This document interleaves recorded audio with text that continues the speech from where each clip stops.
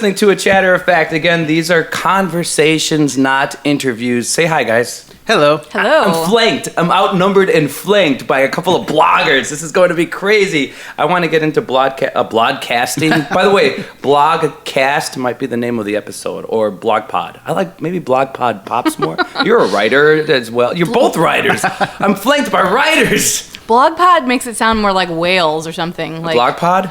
Or a bad science fiction movie. I was just thinking like some sort of weird pod that an alien's going to pop out of and take over our bodies. So maybe I'll change that name. We'll figure it out. But either way, I'm flanked by two amazing people with amazing stories. And not only will we hear their story, but then after this, you can read their stories because they're up there online. And because they are bloggers, we're not going to talk at all. We're all going to sit and just write everything, and you can just hear the pencils on the pads as we go. Wouldn't that be amazing just for an hour?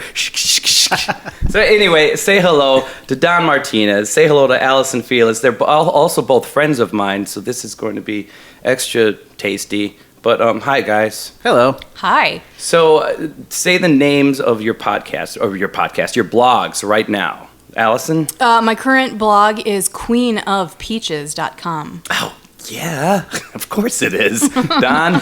Mine is untiltheracesrun.com. You know what's weird, Don, is since I know you personally, like for the internet world, do you want them to call, should I say Don or Donnie? Either or. Okay. I respond to both. I didn't know, now this is it. You're going to be out there and Googled a little bit, so I want to know if you what you want to be referenced. Both are fine. People, Gerald absolutely. because this is actually what you prefer. Is it Gerald?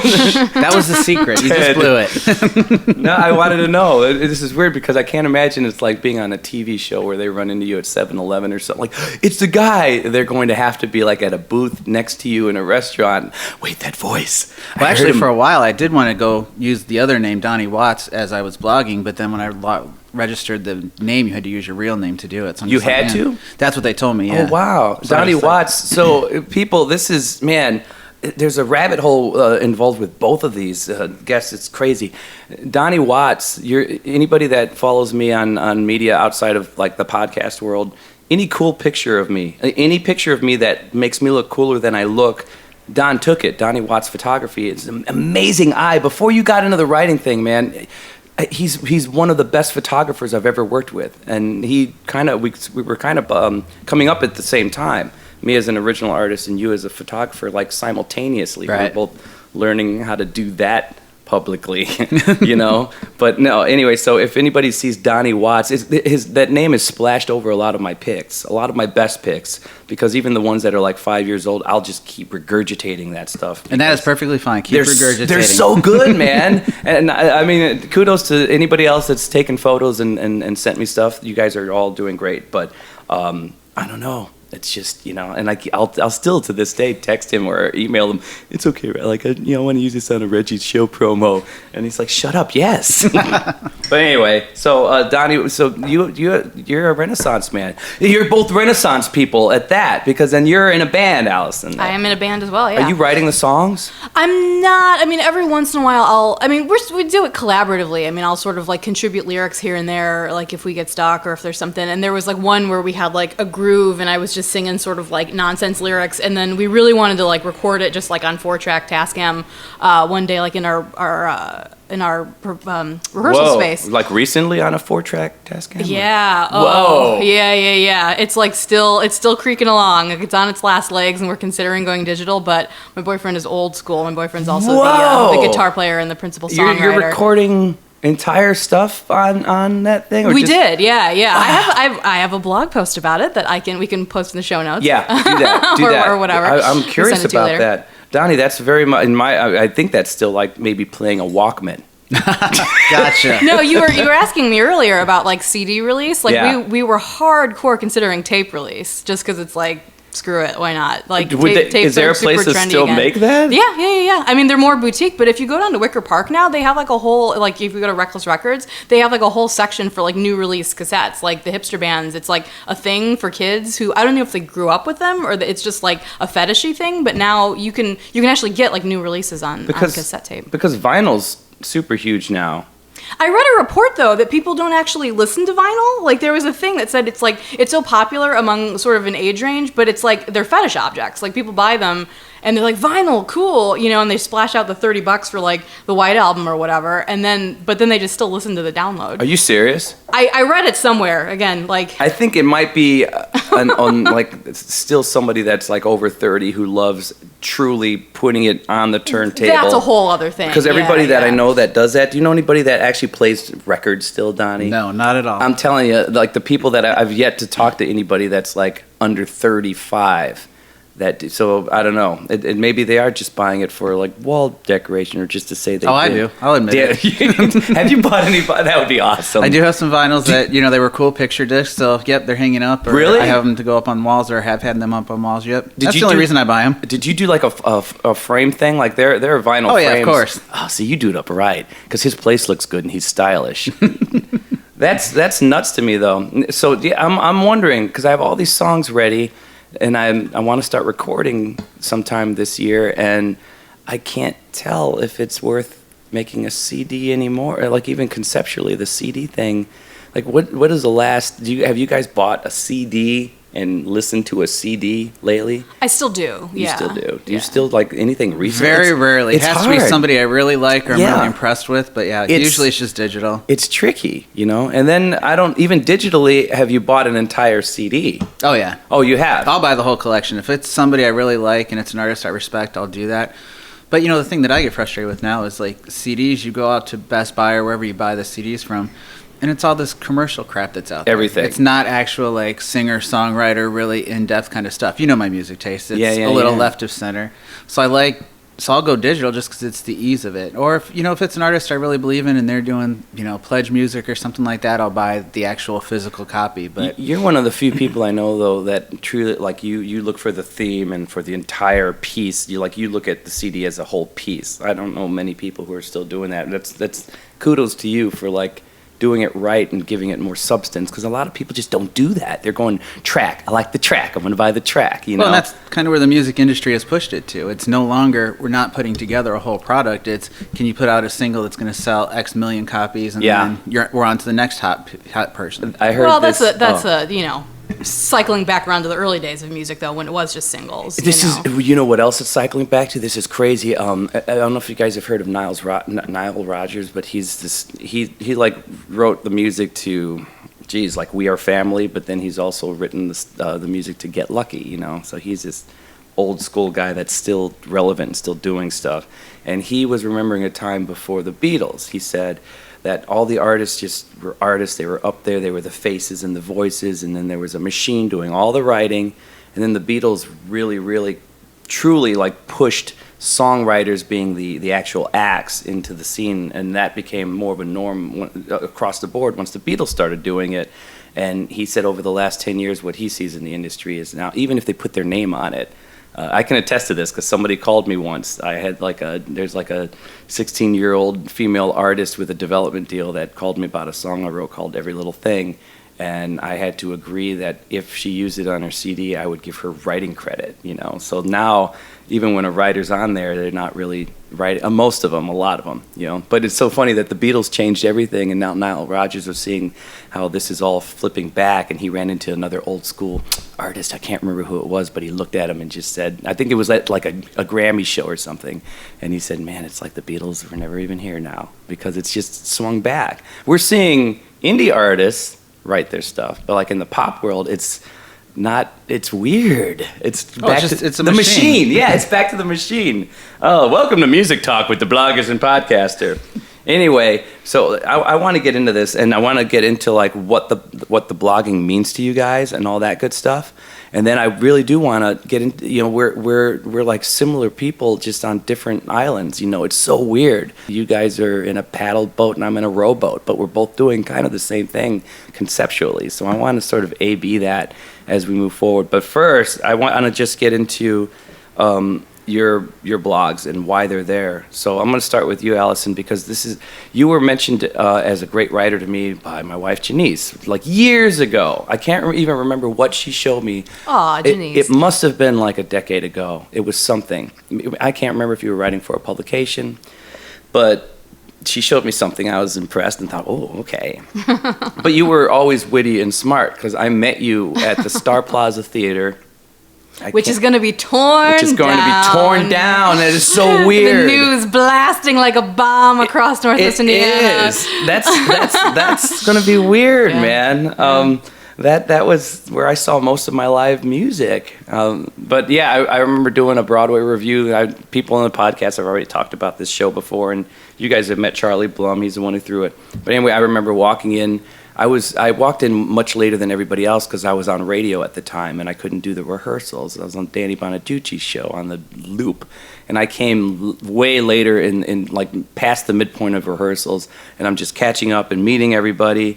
And I remember I would wear my jeans rolled up. I specifically remember this. I don't know if you remember this. I sat down next to you. Oh, really? I didn't even know you. You looked at me and you said, and were you 16? I don't even know. Like at that time, you were in high school. Yeah, like 96. Yeah, like it would have been like 17. Yeah, so that makes me, I was probably 14. Nice try. I was probably 63 at the time. But I remember I sat down next to you. This is how we met. Oh, God. And you looked over and you're like, hey, man, rolled up jeans, huh? See, it's not a bad thing. I do it too. And at the time, I don't think anybody was rolling up their jeans anymore. Well, but we have but to you also had your jeans rolled up. Well, because if you were 63, I'm also 3.5 feet tall. I mean, I'm a tiny, like, short person. And so I had to, because it was like, I wasn't hemming them, So, yeah, I rolled them up just because my legs are short. I have always needed, I still do, I've always needed somebody to tell me from a fashion standpoint, like, no, that's done.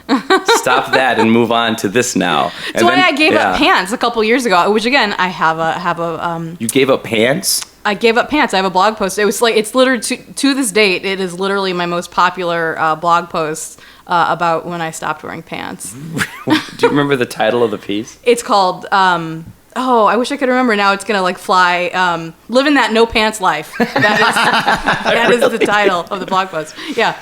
Huh. Because it was like I couldn't be bothered with like, oh, they're too long. I got them hemmed. I got them altered. So I just wear skirts now, skirts and tights. Really? Yeah. Good for you, man. I just chucked the problem out the window. Well, I would advise you to do the same, Robbie. I'll see what I can do. Maybe skirts and tights. I don't know if I want to see him in a skirt. It'd be good luck. I have good dancer legs, fat calves. Maybe I should look for kilts. Kilts are cool. Kilts are hot. My good pal Richard Hodge, who's in my has an essay in my most recent zine that I just put out. He's a kilt wearer. And just because we have gear that you guys don't have, it just makes me afraid. I'm afraid of them my stuff being out there. I'm worried. I don't know what's going to happen. Like there's nothing in my world. I don't know. I just feel like it's going to hit more things, and that doesn't mean like, oh, you must be huge. But there's just something that scares. Like the more exposed that part of the body is for a male, the more afraid I am. I understand. So I don't think I could do it unless there were Spanx under the kilt. Wow, I never thought I'd consider Spanx. This is a weird podcast so far. I was going to say, this is going to be the promo. Spanx blog pod. All right, man, I'm in. But anyway, that's how we met. I'm sure I was past the time that I should be rolling, should have been rolling jeans. And you put me at ease because then I'm around all these kids, and even the dancers and people that weren't kids were still way younger than me. And this kid just looked over. Yeah. Rolled up jeans. It's cool, man. That sounds like me. It sounds like kind of an asshole thing. And I would that's say. how we met. It was you were cool about it though. That was cool. It's good. That was your like, hey, how's it going? That was your version of nice to meet you. And then we've known each other since then. I gave voice lessons at your school and all that stuff. But it's just been interesting seeing it from afar how witty and smart you are, and everybody says that about you, but then every time I get to peek into some kind of viewpoint a view that puts me there in your work, or even hearing you talk, you're a bright cookie. Well, thanks, man. But you were doing some writing already. Yeah, I've never been not writing. I mean, that was sort of always my thing. Were you an English major or anything? I was an English major, yeah. And which was weird. I started off as an undergrad, I started off actually German. I thought I was going to do like foreign language. And I had studied German and Spanish and French all through high school, and thought I was going to like I had this idea that I was like, oh, I'm gonna do international studies and go work in a hotel in Berlin or something, and then I don't know where I concocted this idea from. 18 and you're just desperate to get out of Northwest Indiana. At least that was my thinking behind it. Was like, yes, I'm destined for Europe, which ended up not being true, but ended up being fine because then I went into English and then also film studies, and so that was. I didn't know you studied film. That's cool. Yeah, and like not production, but like film criticism and like film theory. That's a thing. You can study film criticism. Yeah, at Indiana University has this kind of small but mighty film studies department. I was really, really fortunate as a freshman incoming. I needed an extra class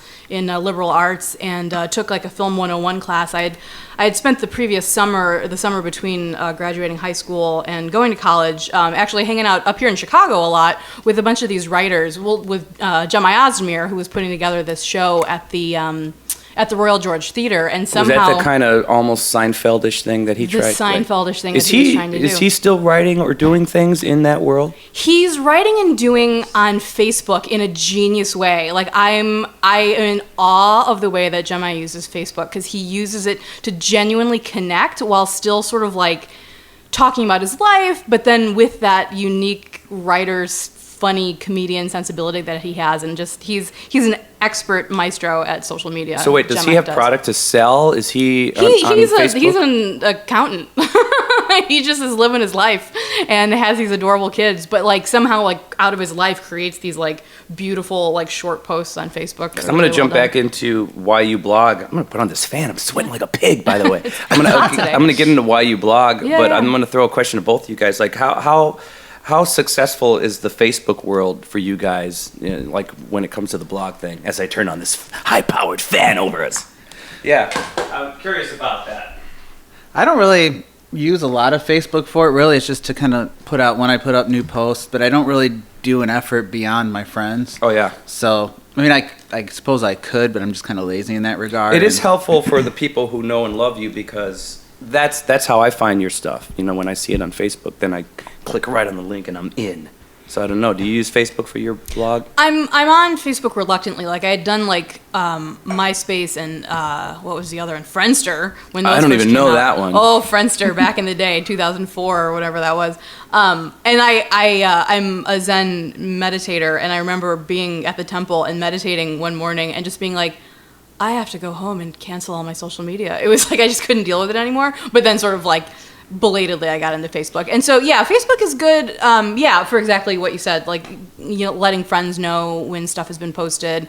I don't have like a huge friend list. And I actually even started doing a newsletter, a tiny letter, for the same reason for friends who don't do Facebook. So I have a handful of people, either old family friends or friends who just like don't do it for whatever reason, that I also wanted like an easy way to just sort of let people know when I have a new blog post up or if we have a gig or whatever. So I send out the newsletter too. So it's kind of like service upon service. Have you tried the email blast thing yet, Donnie? No, I have not. I'm surprised like people like Nicole Garza haven't yelled at you about that. She's yelled at me about not doing like one of the services because I just kind of send random blasts out. But that would be probably good for you, though. I don't know. Like I'm alerted to your stuff on Facebook, so right. I think it helps. And at some point, if I'm trying to reach a bigger audience, I think I may consider that. But for right now, it's really just been my friends and family. I try to balance it out because, by day I work in medicine. Yeah, I have to be conscious of the fact that my patients are very much in the community,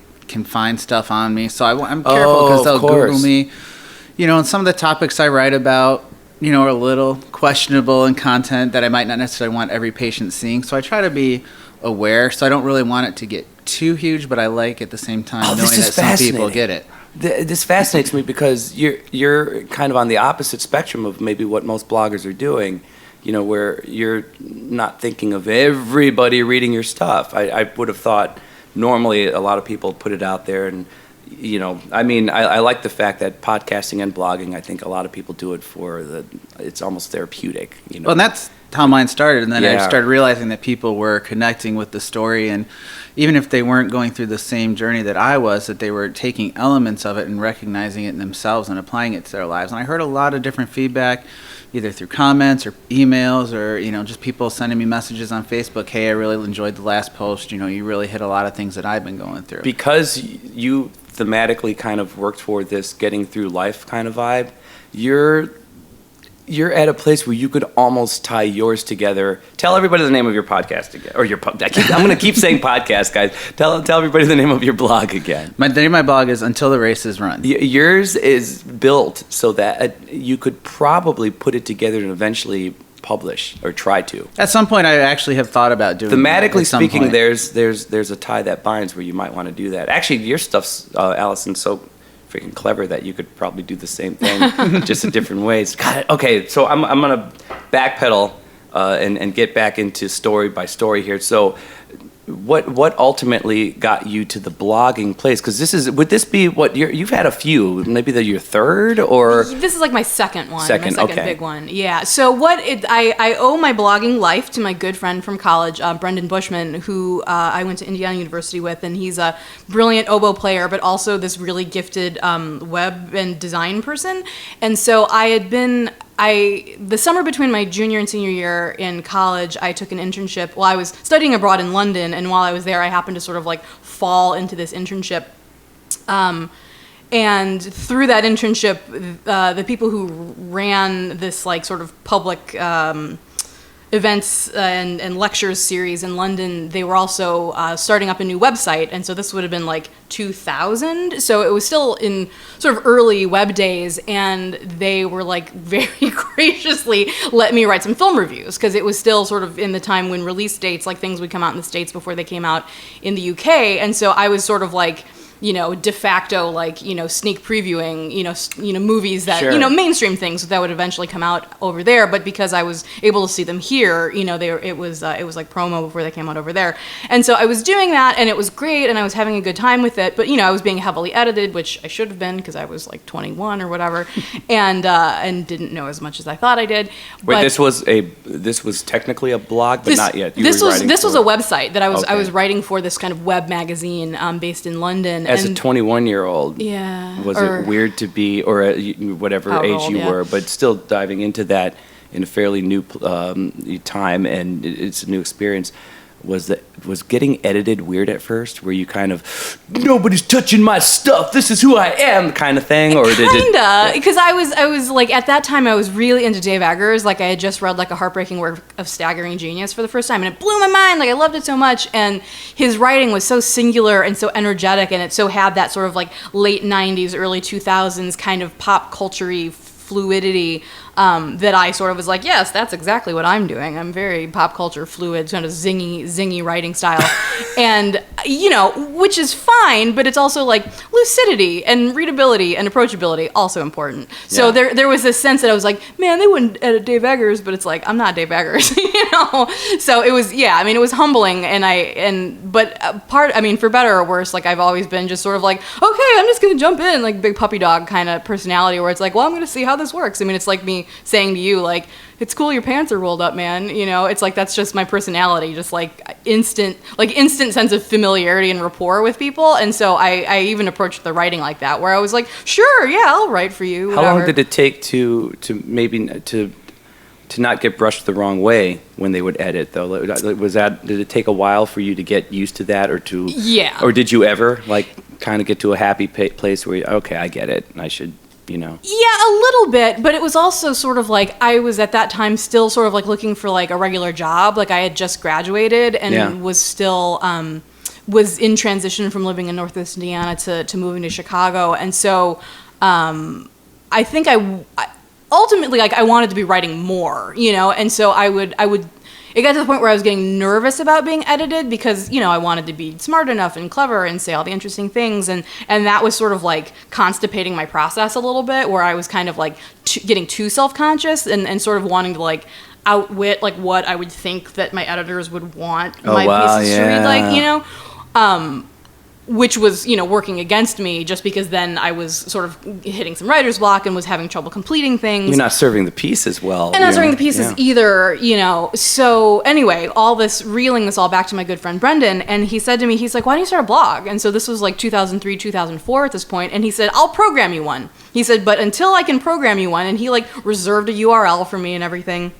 And he said, until I can get it built, he said, why don't you just start amassing content? And so I just, when I would go see a movie or if I'd go to a concert or something, I was using, I think a Yahoo account at that point, and there was this great, section in the Yahoo email account where it was just like you have Google Docs now or whatever, and I would just type everything in there and then just save it in my Yahoo account, thinking eventually I was going to sort of give him all these pieces that I'd written, and he'd backflow them so that it, when the blog went live, that it would have content that was already, stuff that was already written.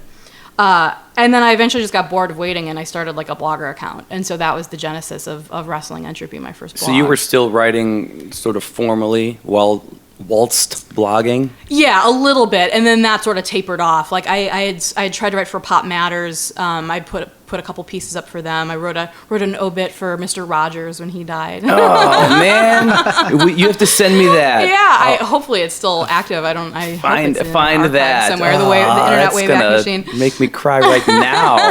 Oh, dude. So there was a period of time when I was blogging and writing for other sites for a while, and then it was in that 2004, 2005 time period, blogging was still much more personal and much more sort of you didn't need to have this conceived of presence in the way that you do now. You didn't have to sort of have your your marketing skills as up to par, as it kind of seems like you do now.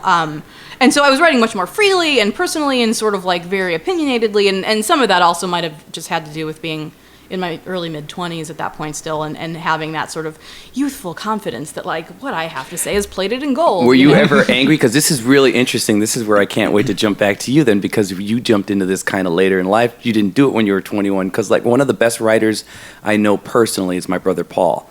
And he's done so many pieces, and there was a time where he was just a machine.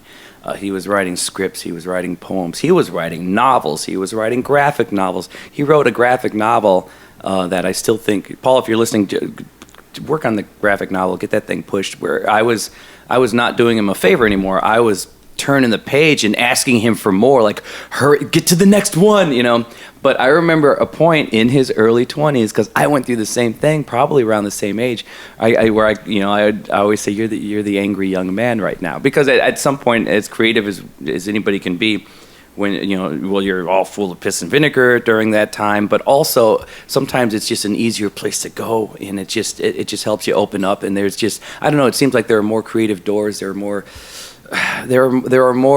idea doors that just sort of open when you're doing that, but it causes this kind of angry young person thing that happens. My first time being edited, I was in the 7th grade.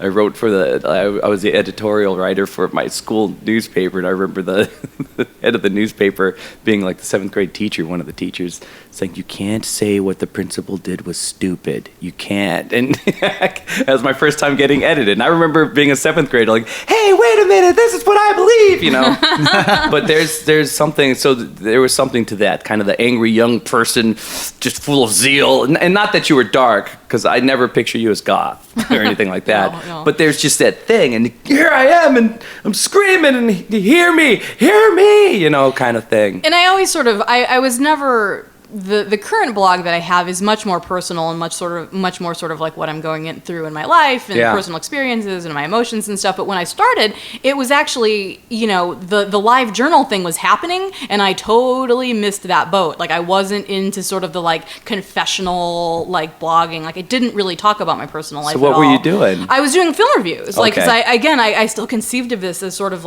building up a portfolio or something where someone magically was going to tap me on the shoulder and invite me to write for the New Yorker or something, I guess, which never happened. But I did sort of conceive of it as sort of building this body of criticism. Like that's what I was interested in doing. And the parallels are so interesting.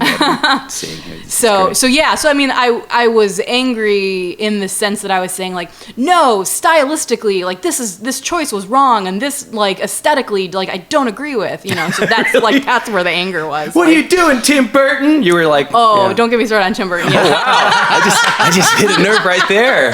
No, I was just saying to someone the other day, my favorite Onion headline was like, "We go inside the mind of Tim Burton," but then we thought, maybe not, like, because that's the trope, right? And so that always makes me laugh. So that's crazy, and it's interesting because I feel like this now. This doesn't have anything to do with podcasting, even though I want to keep going blogging versus podcasting eventually.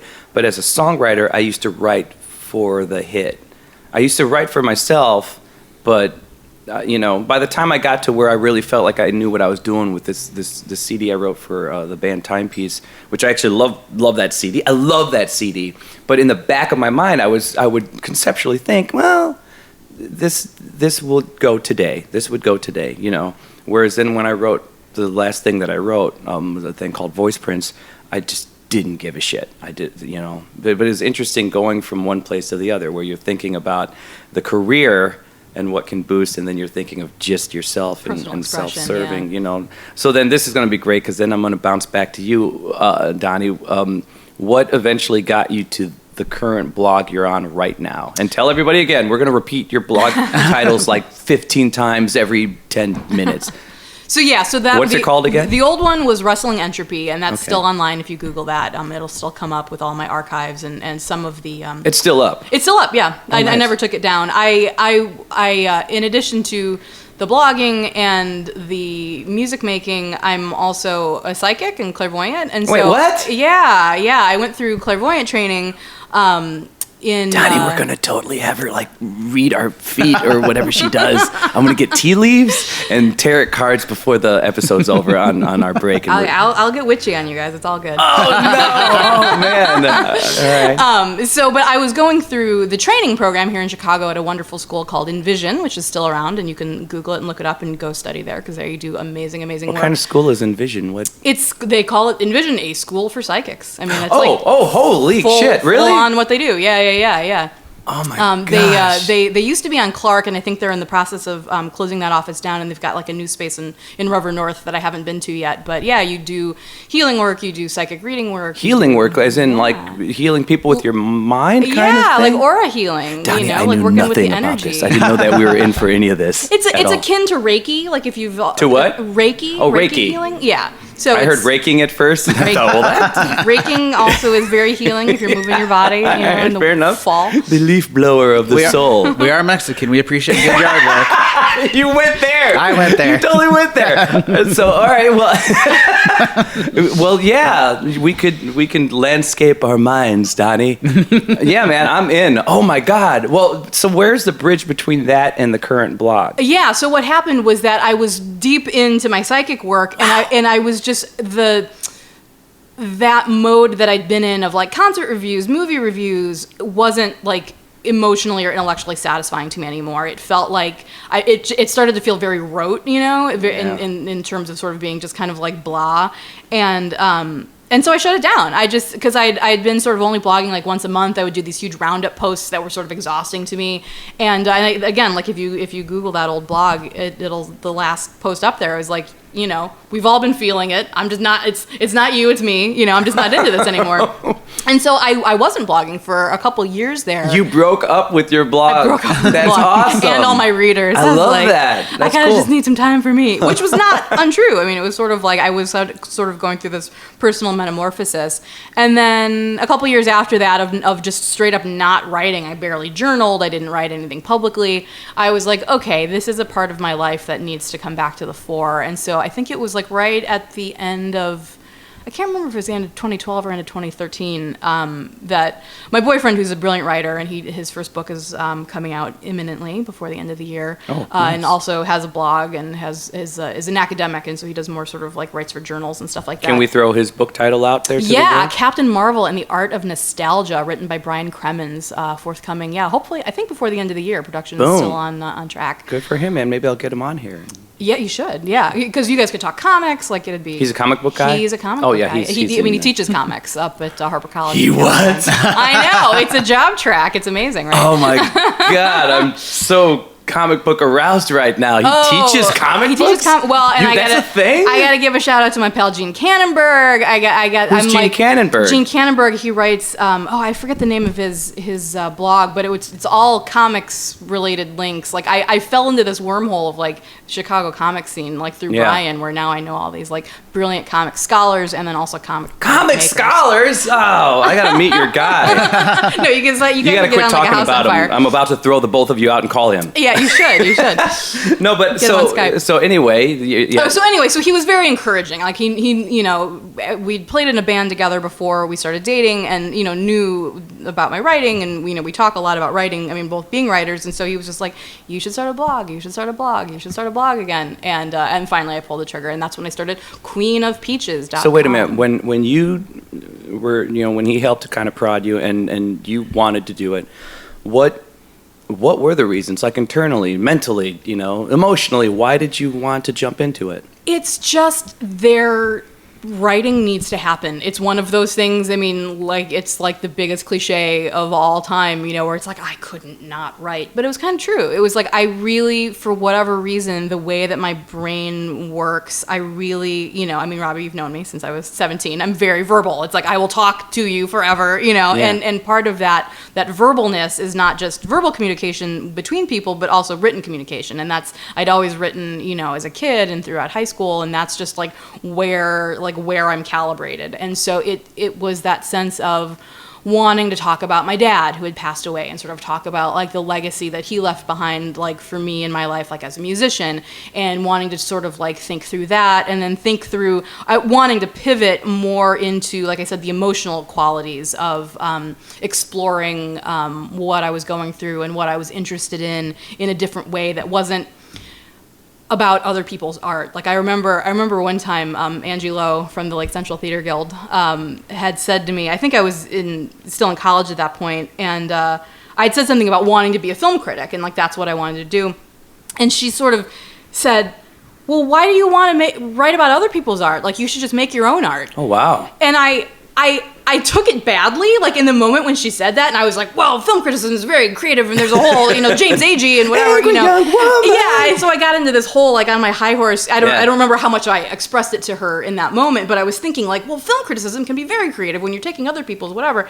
But now, with some retrospect, I was like, oh, I see what she meant. Like, I need to bring out more of my own story and my own creativity, and that's what I'm still trying to figure out how to do. And so that's why I like the sort of like regularity of I try to post at least once a month and, try to just use sort of circumstances in my life and use things that are on my brain as a good sort of catalyst for sort of then exploring those themes deeper. So if we're talking about your personal world, then in your world, it's very journalistic in a way of your world. It's either what's going on with you personally that day, that month, or something you're seeing in the world and your viewpoints on it, right? It's kind of an all-encompassing.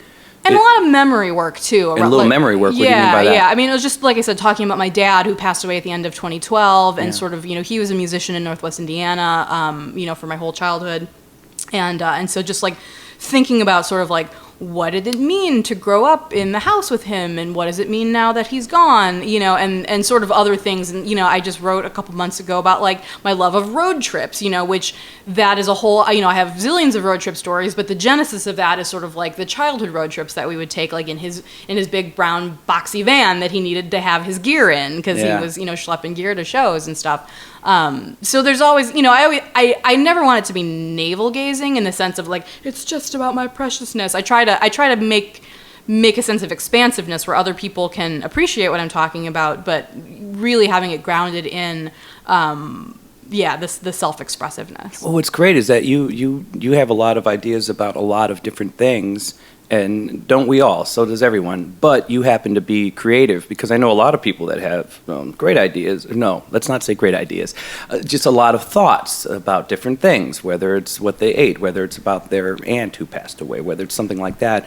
But unfortunately, a lot of them just don't package it in a very interesting way, so it makes them boring. But you happen to be a creative person, and you're able to get these ideas out, and I think there's a magic. You're well-spoken and you're great to chat with, but there's something that happens when you put, we'll say pen to paper for now, because right now what you're doing is you're putting it all down on digital paper now, but it's still what I consider, you're putting it down on paper. And I still do all my pre-writing. Like, I literally have my notebook sitting next to me here, really? On the table. Like, I have to longhand it, because it's like the you rhythms, feel comfortable doing that. The rhythms of typing have never worked for me. It's like my brain goes to a more like analytical place if I really want to get to the honesty and to the sound of my own voice. Yeah. Like, I have to do it with pen on paper. If I write, I'll still dabble, to get away from everything, I'll still dabble in poetry. And when I write poetry, I have to handwrite it. I have to.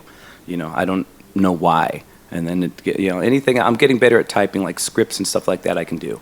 But, it's strange, It's a different sort of tactile kind It of is totally kind of thing, tactile, yeah. But I mean, that's what makes it interesting. I think you're an interesting person. I think there's some magic that happens when your words hit the page, even the digital page, that's all they're hitting right now for the masses. And I think it's a great thing, and I think it's a lot like just being able to spend time with you. Really, it allows the world to kind of have coffee chat with you every time they read it. That's cool. That's a really cool thing to say. It's really cool, and the fact that you're able to package it in the best way possible, and that's why people should follow you and read your stuff, because you're creative and you're a creative writer. I mean, that's the first thing I noticed, and it's killing me that I can't remember the first thing that I read, but I just remember. That's funny that it sticks like that in your brain. It was a long, and it had to be. Geez, it might have been 12 years ago now.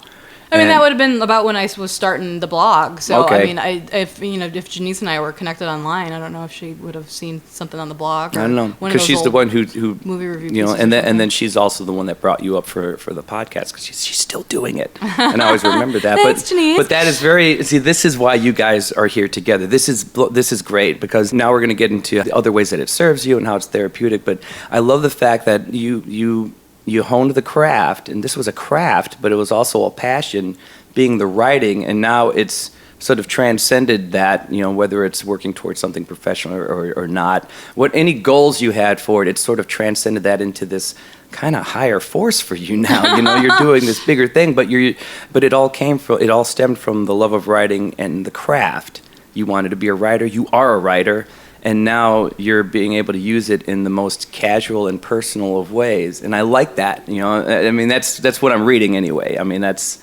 Yeah, that intimacy is definitely something that, but you're able to use it with this professional packaging. This is why you guys are on together now. All right, so folks, are you hearing that? That's really cool. I love the dichotomy that's going on here, because then when we get to your story, so both people sitting at the table today, everyone, they're very smart.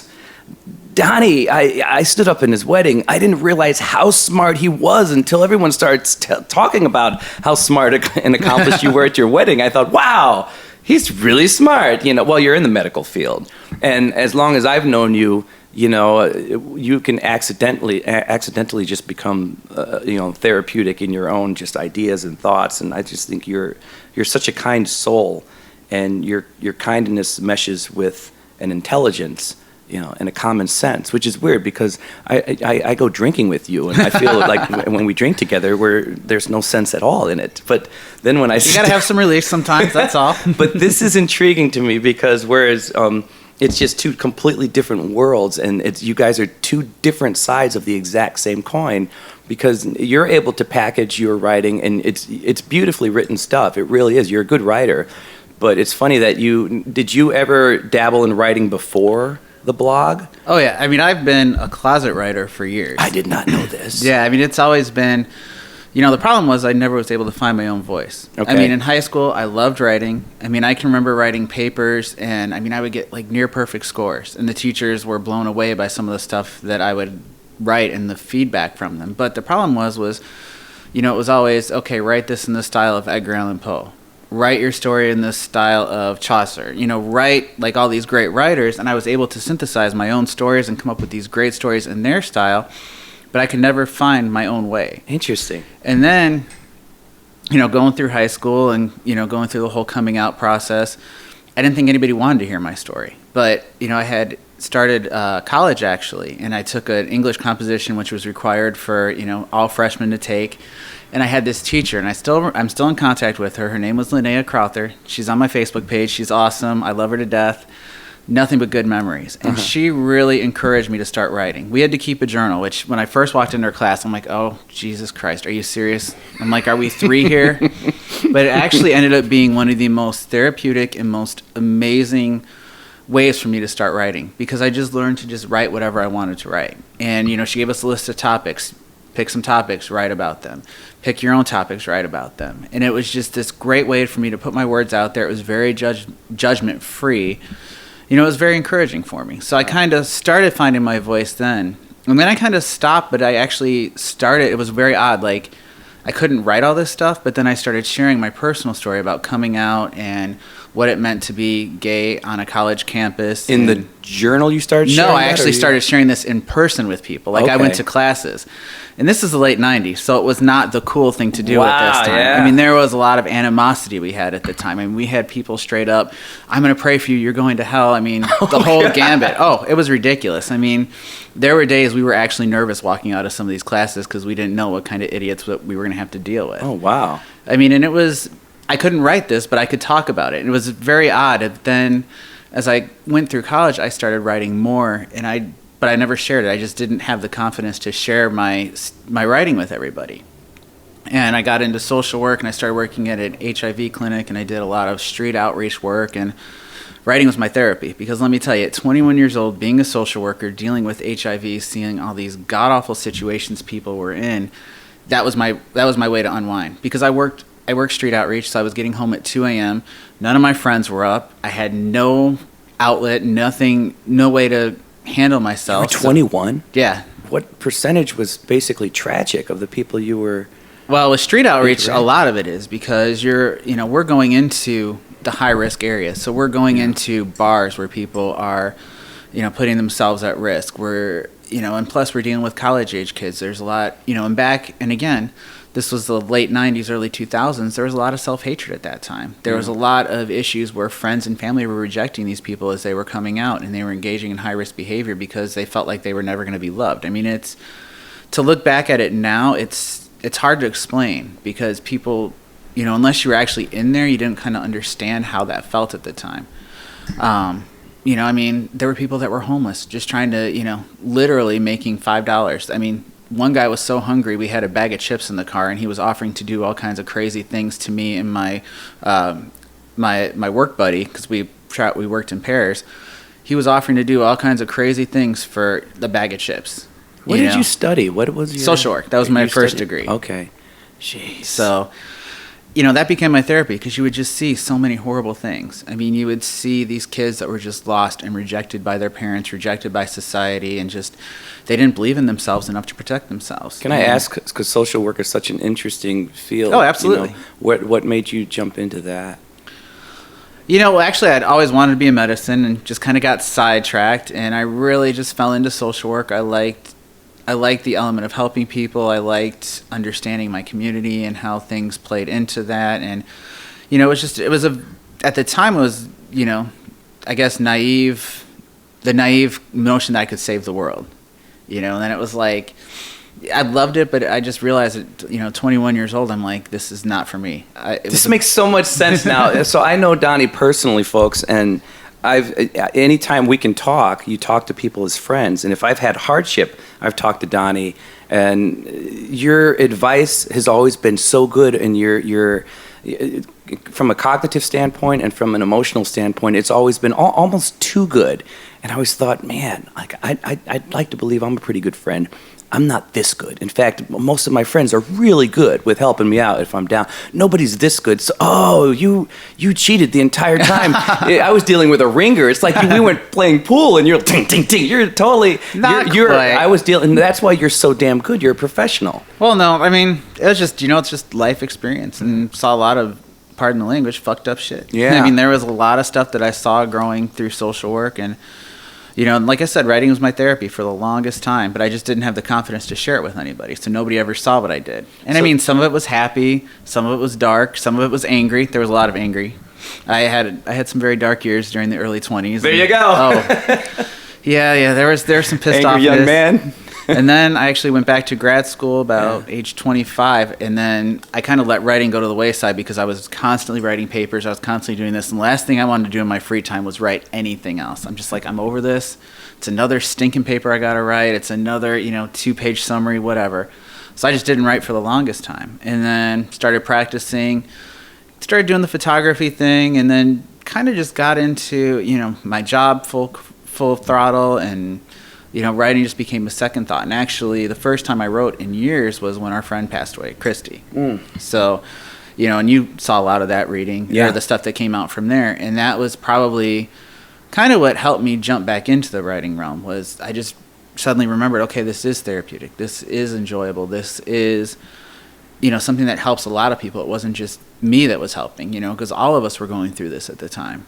And it is true. Everybody would kind of gravitate to what you were putting up. And and that's the thing. We all shared our own thoughts and feelings. And I mean, even her mom, I sent Christy one of the pieces I wrote right before she passed, and she showed her mom, and her mom wanted to include it in the funeral.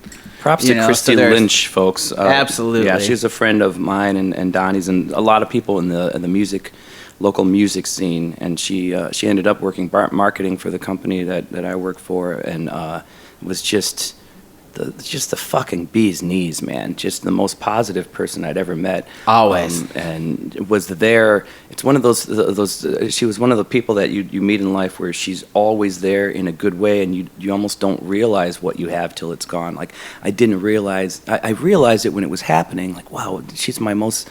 She goes to everything. She went to every unplugged show, every original show I would do, like everything. And she went not just to say I'm there for you. She was in it, and loved it and was so great. But to the very end, I mean, it was cancer that took her, and she was.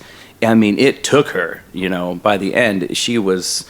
I remember hearing, what somebody mentioned that the doctor said it's harder to find where it's not at this point, So all they could do was put her in a place where she was going to be comfortable for her remaining days. And we talked to her, like the day before she passed. And I'll never, this is going to haunt me. I don't want to cry on my podcast, but I talked to her the night before, and that night after the room cleared, it was just the two of us. And I remember telling her or asking her, because she knew that it's just a matter of minutes, days, And I remember asking her, listen, it's just you and me, How are you doing this? Like you're smiling, you're laughing, and you're just...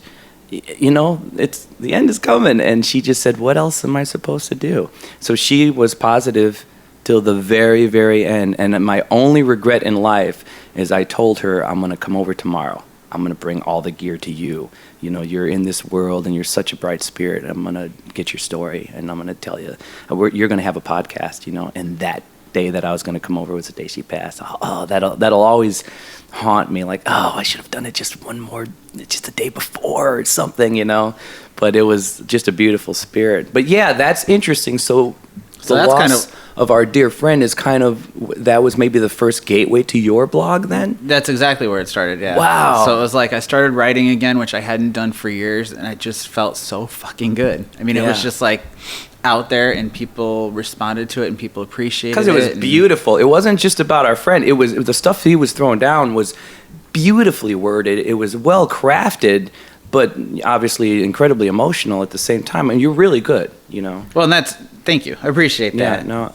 And that's what kind of started it. And then, I was going through my own personal journey at that point, and that's when I just started writing about it. And originally I hadn't really intended to do a blog with it. I was just kind of writing, I just one night had this very stream of consciousness moment and just started spilling everything I could onto a computer. Really? All right, so tell the world, I mean, you've already said it on the blog. Tell the world about your journey, Donnie. Well, basically, about a year ago, I was almost 300 pounds and horribly out of shape, very little physical activity, just, waiting to expire, basically.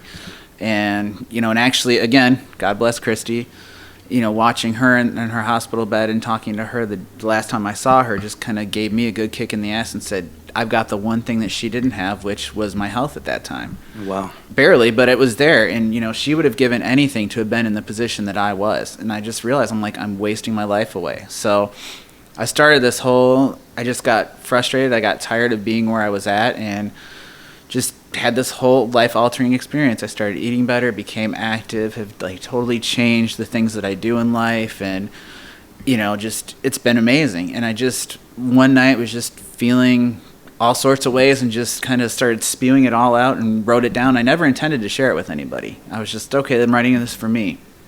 And then I was kind of talking to one of my other friends about it, and I sent what I had written over to her, and she's like, this is awesome, why don't you share it? And I'm like, well, maybe I will. And that was actually when I kind of birthed my first blog. This is actually, the current one is kind of I call it version 1.5, because it's kind of the same but a little different. The first one was actually called Flab to Fab. Right. And that was because originally I just wanted to chronicle this journey that I was going through. So I put that up there, got a lot of positive response, and then I just started writing a lot about the things that I was going through, and I was realizing that people were connecting with the story. It may not have been obesity, it may not have been that particular issue, but they were relating to elements of what I had been through in my life and what had gotten me to that point and what was bringing me back to there. And well, you made it.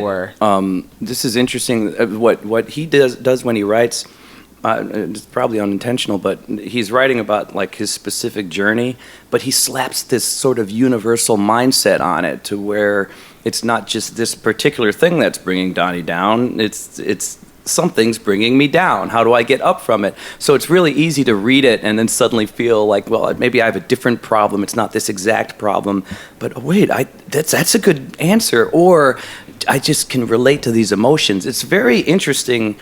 It's interesting what you do. It's a neat kind of sleight of hand, and it's cool because it's unintentional. It's you somehow make it emotionally accessible to all content, even though it's a specific story you're telling at times. It's really interesting, man. I appreciate that. Thank you. I dig what you're doing. It's really cool. And the fact that it's, oh God, you guys are just so much smarter than me. I'm happy to have you guys here. I love what's happening. But anyway, so how did you officially? So yes, it was Fat to Flab first. Flab to Fab first. And I consider the new stuff kind of 2.0. But by the way, people, he really is you're like fab now. It kind of pisses me off.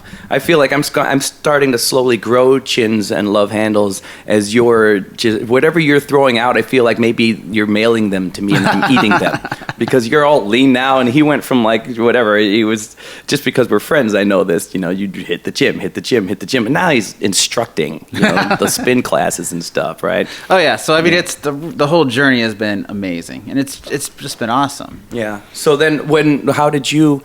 Launch the first blog? Where did you go, or what made you do you already had content like Allison did, or did you start anew? I just started anew, basically. Like I said, I wrote the one night I was just kind of at a point, it was because it was 9 months ago, so I was about 3 months in the journey, and I was just like, you know what, I just had so much to say and just was, I think it was when I finally was starting to see results. Because anytime you start losing weight, it takes a while to kick in. Yeah. You're eating better, you're doing these things, but you don't really notice it right away. Especially if you're really heavy, because it takes a while for everything to start becoming noticeable and tangible. And it can be frustrating. I think that's why a lot of people give up early on, is because, they've been at it for a month and a half, and they're like, okay, great, I still have a huge ass. Now what? It sucks, man, and then medically speaking, you're in the medical field. Why the hell does that take so long to notice? Especially once you're over 30 or anything. Oh yeah. Yet on the flip side of that, not so much. If I have a bagel with cream cheese,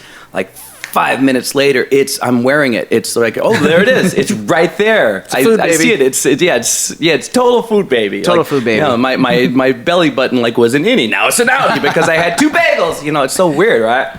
Yeah. Well, and that's just where I got like I said. So I just at this point, the one night where I was trying to kind of just reinforce to myself why I'm doing this, what, where I had been at. And I just, for my own sake, for my own peace of mind, I just wanted to remember, okay, this is how I felt and this is why I started this. So when I had those moments where I feel like I want to give up or I want to stop, I can look back and go, this is why you can't stop. Wow. This is why you need to keep going, because this is how shitty you felt, and this is you at your lowest point in life.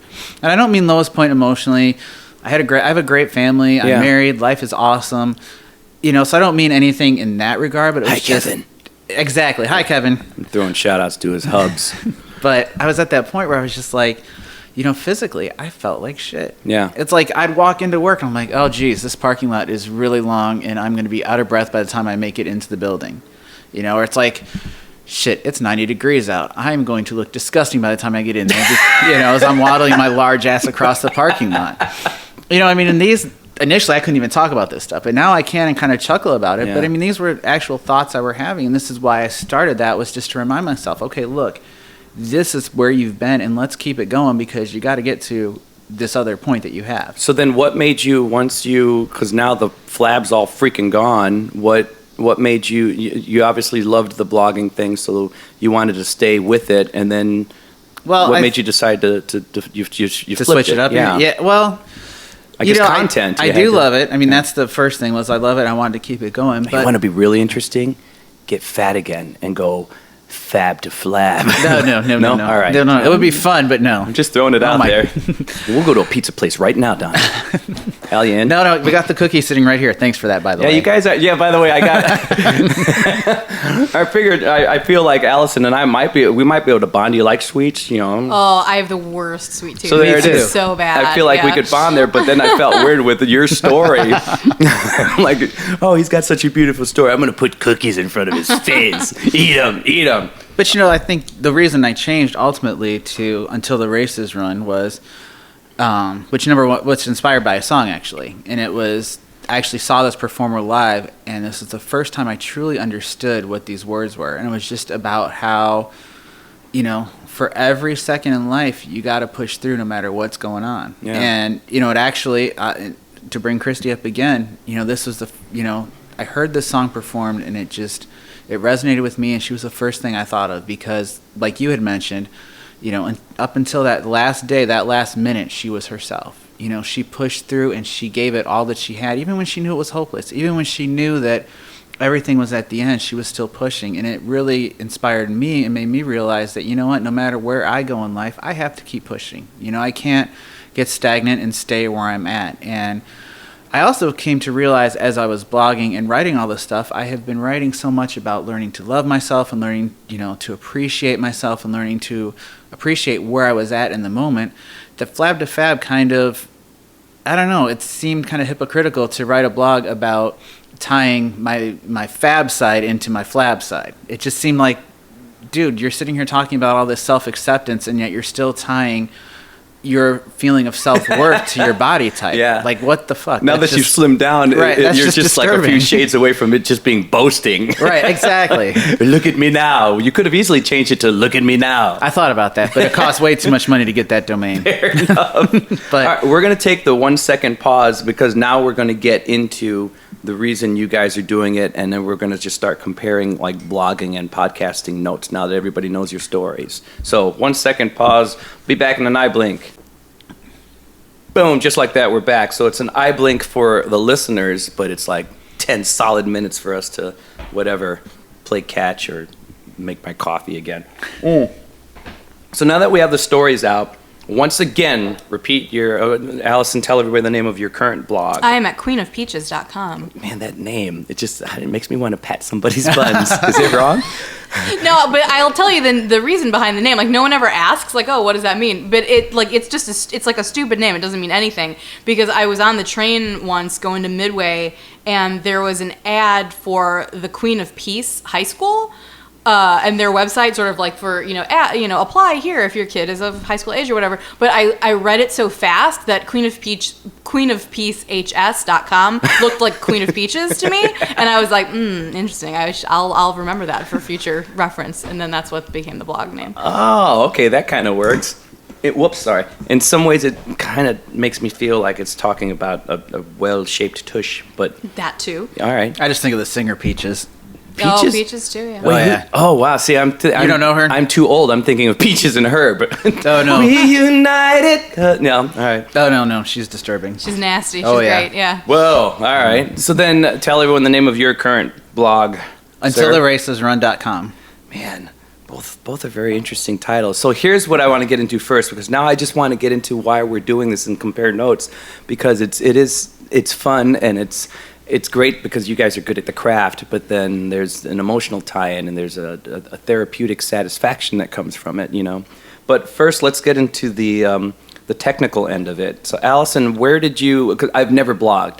So how does one do that? You have to go to a site? How do you register a blog? How does that work? Yeah, I do it the lazy way. I mean, there's like ways where you can register domains and all that kind of stuff. When I first started, blogger.com was just kind of coming to the fore and was just a real sort of easy, just like one button kind of desktop publishing thing where it's basically just sort of like, word processing where you just sign up and you pick your name and then it's, wrestlingentropy.blogspot.com. And then you just type it in and, publish it. You hit publish and it goes live.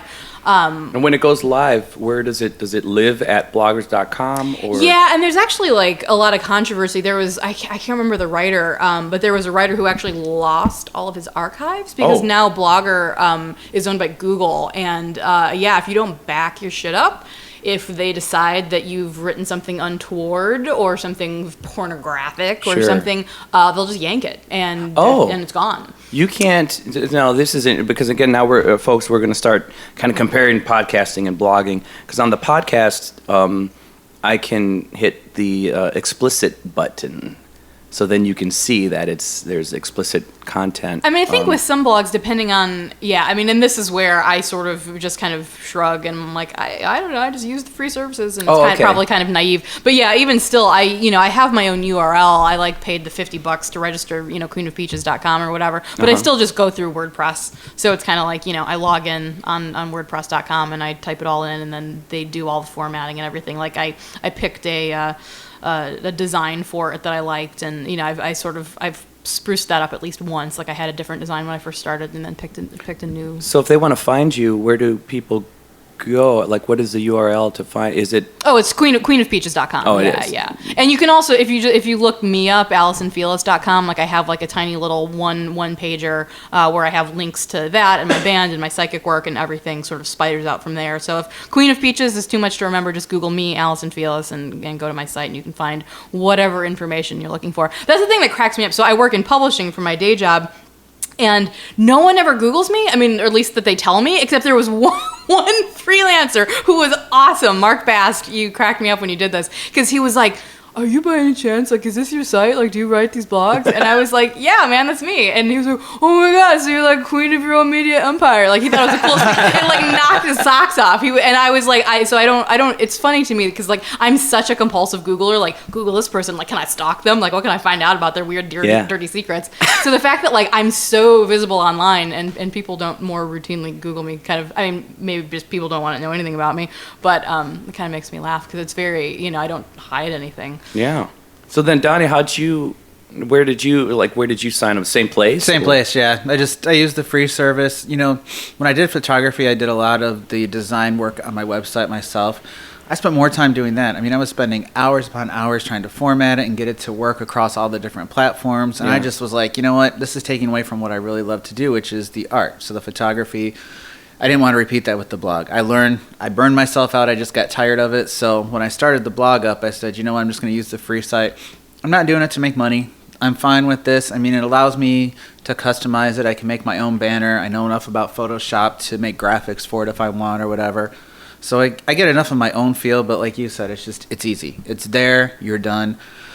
As far as content, I don't really worry too much about it because I try to remember my mother reads this, so I try not to get too crazy with it. Yeah. And some of the topics I've written about have been a little more deeper, and they've talked about different things, but I still try to remember, if I have a kid, or your daughter, if somehow she stumbles upon it at one point, I don't want her to be completely, disturbed by what she reads on there.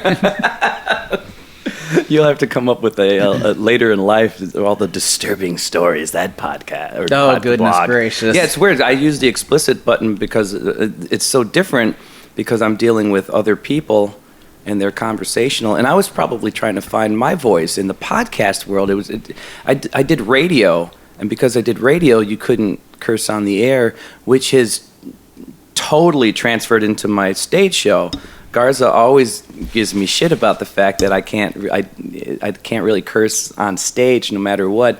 And if we're doing the fuck you, that song, I can't, even in a bar, I can't do it. It just feels weird and I can't do it. But conversationally, I can talk like a truck driver, you know. That's why I love blogging, because my day job, I can't cuss around these kids because I work in pediatrics. So are you?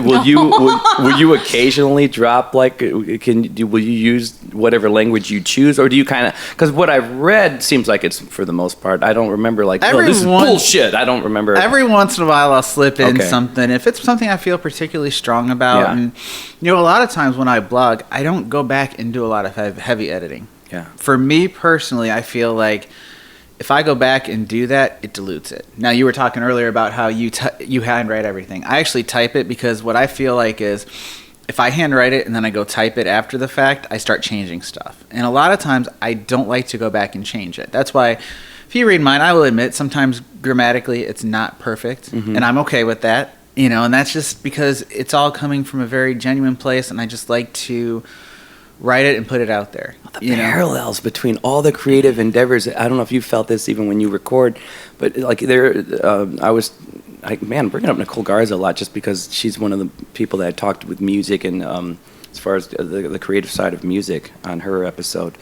But we were talking about old tracks or CDs that, there's a questionable note in there, but you just lived with it and you kept it in there because it just felt right. And it almost feels like the same thing conceptually, if there's a slight grammatical thing, like, well, it felt right, this is how it came out. But then nobody's gonna, if you say, this is bullshit in the blog, you may not get anything like deleted, or do they have a standards thing on bloggers.com, or? I mean, that I don't know. I mean, this was like, yeah, I've never had any experience with it. I think it depends on how high profile you are as well. Or I think that there are buttons that if other people stumble across your blog and view it as being offensive or something, it can be flagged. Is there any way to put some sort of rating of any kind, or to say? No, I've never seen anything on there. Oh, that's interesting. But I've never really had, like I said, I never have to worry about it though either. Yeah.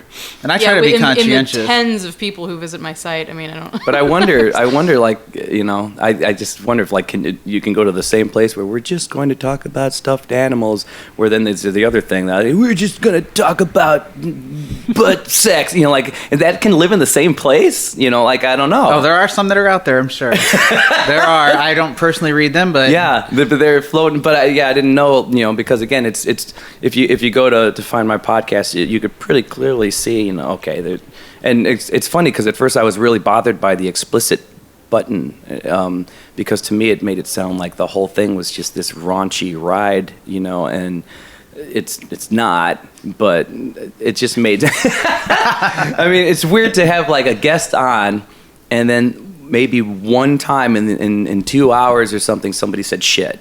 And then you thought, well, there's that. We earned it. Yeah. So should we just go around and make sure we earn it today? Fuck. I'm on like all the bombs you want. I'm already on like 3 or 4, so we should probably be a double rating at this point. The double explicit. Yeah, so it's weird. Yeah. But again, don't worry about the explicit. I don't listen to podcasts unless they have the explicit in front of them. You need that. I don't trust anybody that doesn't use the word fuck. That's your go-to. I don't trust you. Say it. Then we can be friends. No, it's weird. And so I had to get used to that. I think the podcast that I was listening to Kevin Smith's podcast, and it's like a million F-bombs within 15 minutes sometimes, but I actually love his podcasts, quite a few of them. He has a million out there. And I think that was my first example. So I think I almost went too crazy in my first 2 episodes. And I happened to have my first 2 guests just went for it, And it is funny, you talk about your mom. My mom hated the podcast. She heard it and thought, what are you doing? The second guest was a girl, and she was just like, what the fuck's going on? And my mom was like, that girl, you're offending her. I'm like, offending her? Remember the part where she told me to piss off? That was her. That was her. And I'll never forget, my mom said, Jimmy Fallon wouldn't do that. Oh, burn from mom. Yikes. And I thought, well, Mom, no. If NBC calls, I'll take out the F-bombs in the podcast, I guess. But yeah, I'm finding the voice is weird. I think that's one of the nice things about, because you had kind of alluded to it earlier, talking about writing when you're younger versus when you're older. And I think one of the nicer things about being older is you have the experience to know how to be bitchy and mean and rude, but you can do it in a way that actually people read it and go, okay, this is slightly entertaining. Yes. Whereas, it's not just I'm angry and hate the world. That's a smart, outlook. It's true. It's very true. You've learned how to harness it better. Yeah. It's a finely honed skill, really. It really is. You can utilize it. Yeah, your mouth fuck gun works very well. That sounds so dirty. But yeah, I mean, it's strange because you find the voice and then you put it out there. And again, this is what I love about having the both of you on, because the reasoning is so different yet so similar. I mean, for yours, Allison, because it is, in my opinion, like having coffee with you, and it's just it services anybody who reads it, because you are smart and you're interesting and you're clever. And not everybody can get together and have coffee with you, and if everybody that deserved to tried, it would just be too crowded, I would be into it, though. I would hold forth. As long as it was the snobby coffee. Yeah, it has to be the cold brew. Coffee, yeah, cold brew only. So it's very cool that the world can have a cup of coffee with you. The world can sit down with you, in a sense, and read the thoughts. But how, at this point, because you love to write, and now it can be this sort of self-reflective kind of vibe, or whatever's on your mind kind of vibe. How therapeutic is it for you? It depends. I mean, there's some months when I'm kind of like scraping, and I'm like towards the end of the month, I try to get at least one big, nice, juicy blog post up a month, so it's sort of worth the time to sit down and read it. Where I'll be scraping, where I'll be like, I don't know, I don't have much to say this month. And sometimes those end up being the most interesting, like where, you really pull from somewhere that you weren't expecting, and something comes out of you that wasn't maybe necessarily on my mind, but then I end up liking the post a lot, like the thing on road trips. It was like, the world doesn't need a long essay on road trips, but it was fun to work on, and it was fun to put the pictures together. Whereas I think the month before, the band White Denim, are you familiar with them? No. At all? They're like great. The name, though. I'm big. I love their stuff. And they were on. I'm picturing just a bunch of Caucasians giving hickeys. Is that what they do? Hipsters from Austin, Texas. They're White great. Venom. All right, cool, man. And but they were on the Jimmy Kimmel Show, and they did a cover of the Steely Dan song "Peg." Which, that's some brass balls to be covering Steely Dan, like the harmonies and all that stuff. How'd they do? They nailed it. Whoa. And so that was like, I saw that and I lost my mind, and I was like, in order to contextualize like why that was so exciting to me, it was like I wrote this long blog post. Like, my boyfriend was at a conference that weekend, and so I was sort of home alone, and so I was just like in my office for like 7 hours, just like furiously typing, because I was like so excited. And so that was like more of a sense of immediacy, and it was really fun to like crank it out and sort of talk about, like, I'd seen them for the first time at Shuba's when I was still writing. I was writing for Daytrotter at the time, where I was doing more like concert reviews. And so talking about, my history of listening to that band, and then talking about my history of listening to Steely Dan, and then talking about sort of like how awesome that cover was. And I had a lot of fun writing the post, but then I like reread it a couple weeks ago, and I was like, ouch, if I had not written that in such a hurry, I probably would have edited that line back, and that's a little talky. And I mean, it's fine. Go read it. It's a good piece. But so there's benefits to both sides, the immediacy versus sort of like being a little bit more ponderous and something that might not be as much of a hook, Yeah, this is cool because you come from a world that I wasn't in, nor was Donnie. I mean, it's the straight up publishing world, and the fact that you did write for a publication. You have like newspaper deadline mentality as well, a little bit, right? Because it's the end of the month. I have to have a piece, yeah. Which is cool because I think it brings out. Whereas Donnie, you kind of have a self-journaled kind of vibe, and it's your mine is whenever it happens, it happens. Yeah, which is so cool. I love the differences. It's so cool, because the end game is still the same. So the fact that you're in this place, it's really going to bother me. I used to, when I worked in video production, I was a part of this. I used to direct this show called Beyond the Book, and they would go to different cities. And each city they would bring whatever, like we went to San Francisco, so they brought in the publisher of Wired magazine, and whoever lives in that city that writes. And one of the there was an editorial writer from the Sun Times. Oh man, it's really bothering me. Oh well, I'll have to figure it out. But anyway, just hearing him figure out, what do I have to write about today? What am I going to write about today? It's interesting. I love that mindset, because it makes me think of the so it's interesting that you have that, and it probably spawns some very interesting ideas all the time, because sometimes I imagine something hits you and then you're thinking, oh man, I have to put this down. This is going to be great. And then other times you're at this point where it's like, what the hell am I going to write? So the yield is all good, I'm sure, but it's so interesting that mindset's there. I dig the difference. I mean, what at the end of the day, what makes you want to live by that deadline?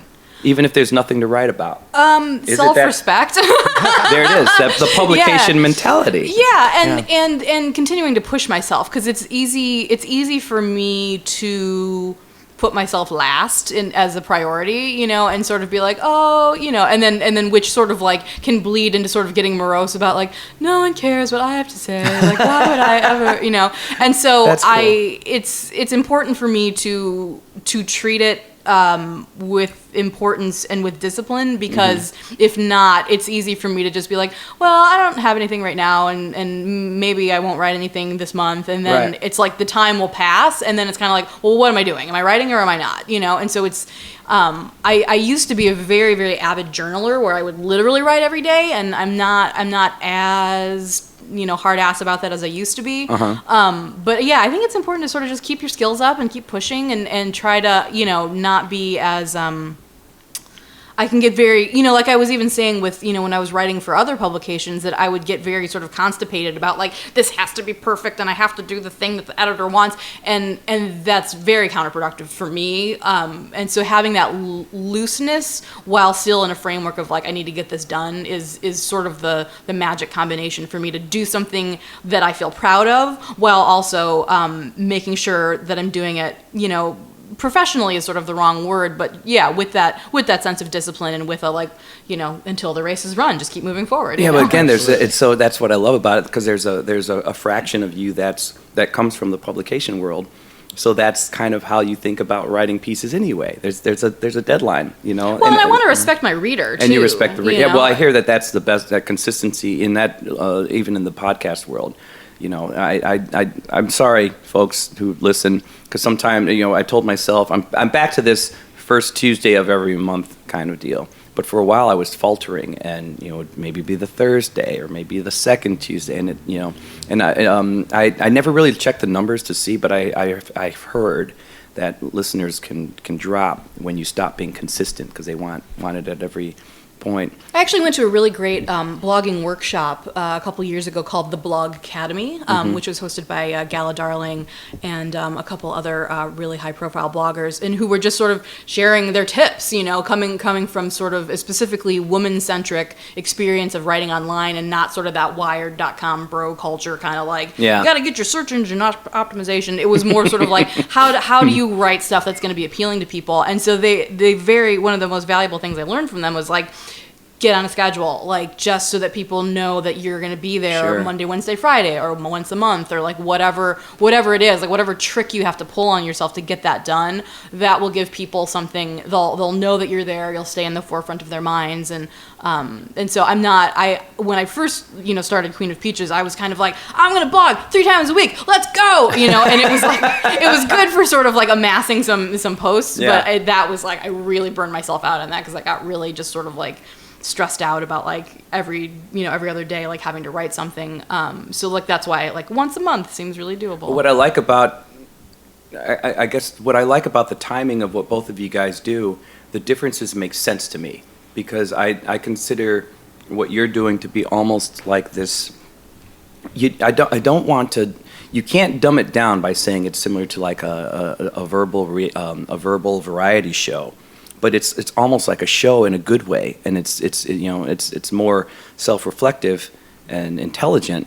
But it's great. It's kind of like that show you want to watch, and you want to see it every Tuesday, Where when I think of yours, Donnie, because it's so emotionally based and it's so true life, this is my story. There's such an A and B to both stories, For yours, it's kind of like this, very similar to a daily affirmation kind of thing. So when your posts pop up, I kind of feel like, oh, good. I didn't know this was happening, but I'm glad this is here now. I need this right now. I want to read this and see how it relates to me. So it's funny because from a reader standpoint, I think what you guys are both doing is perfectly on point for the product you're delivering. Like, do you guys feel that? Like, it's interesting, Like because yours is it's personalized, but then it can be about pop culture or not.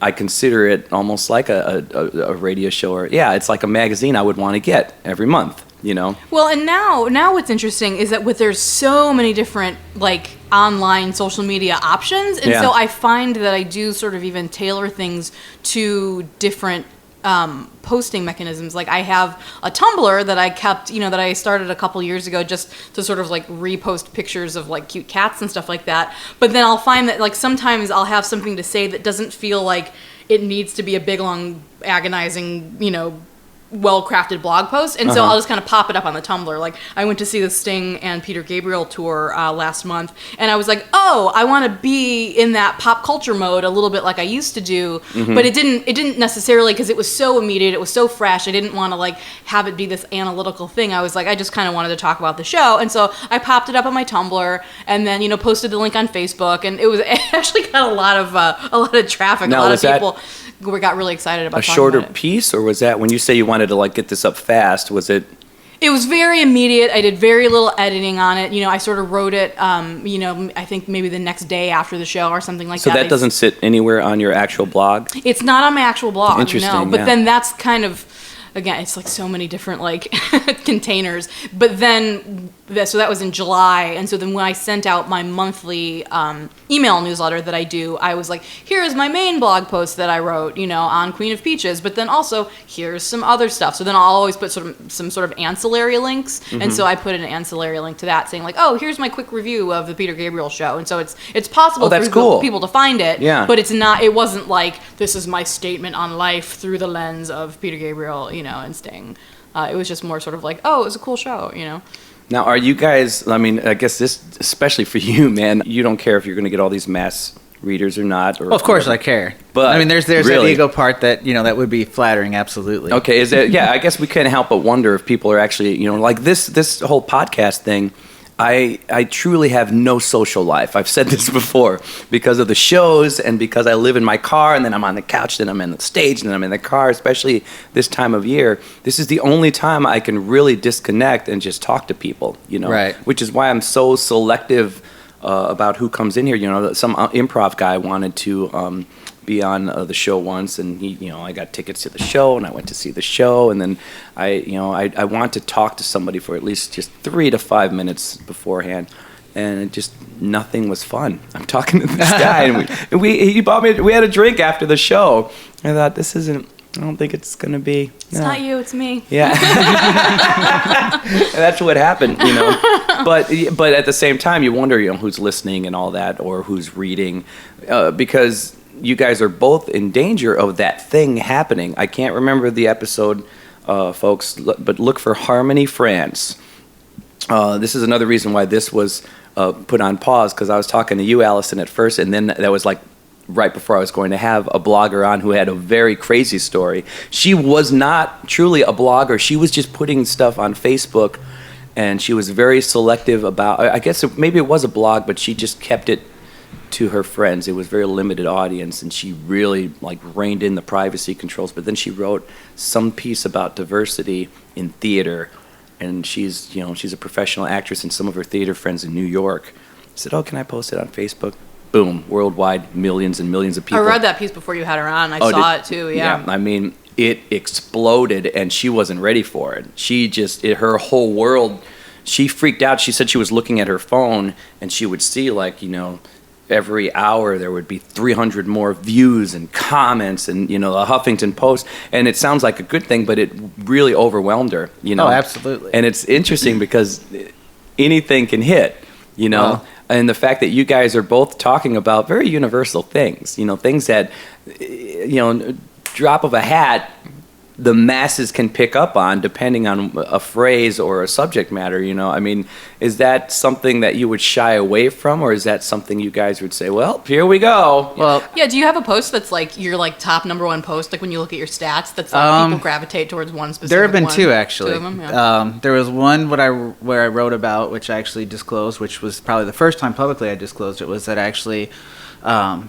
deal with on a regular basis binge eating disorder, which is a newer type of eating disorder that's been identified, and I actually spoke about my personal experiences with it, which for me was huge, and I didn't realize like people actually gravitated a lot towards that, and people were starting to recognize that maybe they had some of these behaviors as well. A couple people thought I was crazy, and being in medicine, I don't have the formal diagnosis, but I know enough about the diagnostic criteria to look at it and go, yep, I've hit all of these and all of these and know exactly. I've had these donuts and that pizza. God, I wish it were just donuts and pizza. My God. Really? I don't know if you've ever dealt with one of them. It's unreal, but No. Oh yeah, it's insane. Like it really truly is just this whole crazy set of behaviors that I didn't even realize at the time was going on, and then I actually was doing some continuing education for my licensing, and I read about it. I'm like, holy crap, this sounds awfully familiar. And then I started realizing this is a whole disorder. Is that all linked to emotional eating? Like, I've emotionally Oh, yeah. I mean, but this is chowed like, down many times. This is, I'll eat in secret. I would wait till Kevin would walk out the door, and I would smash anything and everything I could find and then stuff it all back. I mean, there were times fantastic. when I would this is really getting deep here. There were things where I would get, a family-sized bag of Doritos. I'd have 3/4 of it down, and I would put the rest of it down the drain so I could say I didn't eat the whole bag. Oh, wow. He would go to bed at night, and I would clean out the freaking refrigerator. I mean, it was ungodly, the amount of food, and it was just, I would eat to the point I was uncomfortable. I would eat to the point that I felt like I was going to vomit. And I never actually did, because God knows I'm too vain to stick a toothbrush down my throat to puke, whatever. So, never went to the purge element, but there was a lot of binging going on. Yeah. And it was just, and it would feel completely out of control. And it was, so I wrote a lot about this and started talking about it, and that really resonated with people. And I think the other one that really drew a lot of people in was the one we had talked about. It was called Are You Still Mad? And it was just about acknowledging the role that anger plays in my life and how anger has brought me to different points in my life, and eventually reaching that point where I said, you know what? It's okay to be angry sometimes. Sometimes you got to embrace it, and then you dust your ass off and keep going. Yeah. But for me, every blog post that I do, because I do go through that whole process. What if somebody happened to pick this up and it went X, Y, and Z? Because once it's out there on the internet, you don't know where it's going to go necessarily. So every blog post that I post is usually sat on for at least 24 hours, if not a week. And usually I'll kind of run it by a couple. What does that mean? I don't know if I understand that. I write it out. It's all a draft. Uh-huh. I don't actually publish it, so only I can see it at that point. And I'll actually just kind of leave it in limbo, and then I'll revisit it in 24 hours to a week's time. Oh, okay. Reread it and go, okay, if somebody, because I do come from very emotional places when I write. Yeah. So I don't put it right up there. And then I look back at it in about a week and go, or like I said, anywhere from 24 hours to a week typically, and read it again and go, okay, is this something I would be okay with people knowing? Is this something that if it took off, and I'm not saying it ever would, but if it did. It can, though. Exactly. Yeah. And you never know what's going to resonate with certain people. Right. So I will look back at it and go, yeah, this is okay, or let me change a couple things, or let me pull a couple details out. Because at the end of the day, I could embellish things for artistic license or whatever you want to call it. I won't do that. That's just not me. Awesome. But, at the same time, this is my family. This is my friends. This is my job. These are things that have went on. So I want to be cautious about what I put out there too. It's hard to kind of walk that line of being authentic, but then kind of delving into the overshare. And I don't want to say I hold stuff back, because I really am pretty open about a lot of stuff, but there are certain details, not everybody needs to know. Yeah. And that's, so I like to think about it before I put it up. There was a blog post in particular I wrote about my grade school years and issues I had with a particular teacher. And I really thought a lot about putting that up because there are a lot of people I know from high school that would know exactly who I was talking about. And then at the end of the day, I'm like, you know what? You were that big of an asshole then. You didn't care. I don't care either. Publish. Good for you, man. But but there's moments that I think about when I talked about the binge eating. That was a huge choice to come forward with that. Sure, yeah, that's because it's depending on who you talk to, they look at you like you're crazy. And it's like, no, I'm not crazy. It's just this is a behavior pattern that I have. So you can see, because Allison, what were you asking about? Like you can see what your most popular blog is. There's a numbers thing. You get stats you can log on there. It'll show you how many views you've had. It'll break it down. I don't know if you've ever delved into it. Like it shows you what countries you've had readers in. Okay. It shows where you they click in from, like if it's a Google search or if someone's clicking on a link in Facebook. Oh wow. Mm-hmm. And the binge one was one of the biggest. That was one of the biggest, definitely. And the bullying one was another huge one. And where are they? You'd mentioned that it's somebody in France, or like you can see that. I've had France, Africa, and South America as my biggies. How do you think they're finding you? Well, what I've started doing, and I've noticed that this has really kind of boosted my readership, is started adding different categories. So, like depending on what the blog post is, obesity, inspiration. If you look at it on the bottom, it'll kind of have all these different keywords. But I think that's what's really kind of that I've noticed when I've started using that, it's drawn people in more. Interesting. So then what do you know, like already what your biggest blog was to date? Or? It was that one about when I stopped wearing pants. Like, I swear to God. It's like what was the title of that one? Living that no pants life. Yeah. No, people went berserk for it. Like, I don't know why. It was, I posted, I think it was a couple people on Facebook read it and liked it and then reposted it to their walls. Okay. And then their friends saw it, and so that, I was like, oh my God, is this what it feels like to be viral? Like, I love it. But since then, I mean, nothing has reached like the number of views that one's gotten. But then, there are some that I have a very silly one that I wrote at the end of last year about when I'm like into my second bottle of water here, and so I drink all the time, so I have to pee all the time, and so I was like. Wrote a little guide to like places where I sneak and go pee in Chicago if I'm not here home. And so the title is Best Places to Pee in the City of Chicago. And I get a lot of hits on that one. Like, I don't know if it's pee fetishists looking for like porn or if it's people genuinely looking for tips. That's what I was kind of wondering about the pants-free life. Wow. And you're already halfway there since you don't have pants on, so it makes it easier to pop in and pee someplace. By the way, you can pee anytime you want during this entire thing. There's the 1 second rule. Yeah, boom, you're good. You're good to go. It's crazy though, and it does fascinate me. But so you guys are, for the most part, I mean, able to see all that. Because as soon as somebody clicks and reads, then you guys know that pretty much, right? Because I'm there. There's a whole sort of black hole area of podcasting that I'll never know about. I know that thousands of people have downloaded episodes now. I see that. I see the downloads. You can go on iTunes or subscribe to the podcast or go wherever they go. I use this thing called Libsyn, and you post the podcast, and that's where it's hosted, but then they shoot it through all these different podcast places. I don't even know all the places it goes to.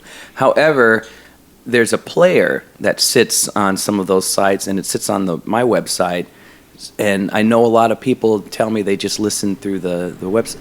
There's no way of tracking the streamers, so it's so weird. I'll never know all the numbers. I'll never know exactly where. And I haven't delved into see geographically. I would love to know. I should do that, because I've said before. I think I keep saying like I can account for 70 people. That is such bullshit. I probably know maybe 20 people who personally listen to this. So the thousands, I have no idea who's doing it. I'd like to, Well, it's kind of weird, though. Like, it's awesome, but then it's kind of weird at the same time when you're sitting there going, okay, somebody in Paris has read all about my life here. Yeah, it's weird, right? I'm not sure how I feel about that, but it's flattering, and it's cool to know that, yes, it's reaching out to people. Yeah. And hopefully, like I said, at the end of the day, I'm hoping just, to inspire somebody else, or somebody else who's at a crossroads in their life, whatever it may be, whether it's weight, whether it's career, whether it's, making a decision about their marriage, whatever. Yeah. My hope is to inspire somebody that says, make the change and be who you want to be. Just, and that's why I think, but it's still so crazy to think about, like, people across the oceans are reading it.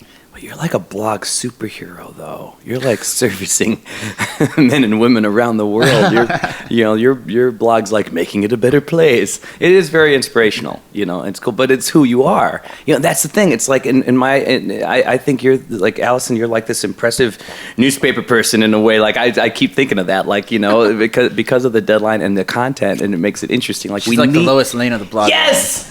We need that, and then for yours to be this kind of inspirational and very sharing, I don't share that kind of stuff within the podcast, and it's an interesting, the journeys are very interesting. And so for you, for both of you guys, it's different. Like this podcasting thing is therapeutic for me. So when I'm done, I feel great when it's over. I just feel good. I disconnected. I learned something. It's just fun.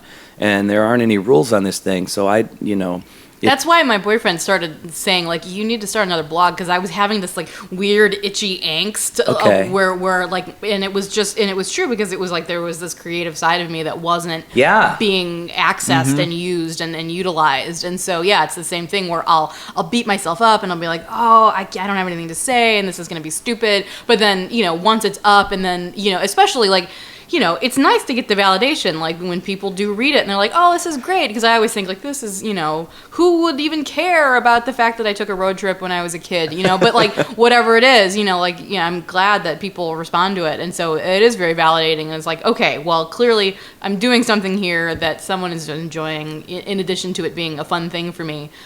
So it's good to just keep at it, Would you consider it 50-50, like the division of how much this satisfies my soul versus, oh, this feels great to be, validate people who are seeing this?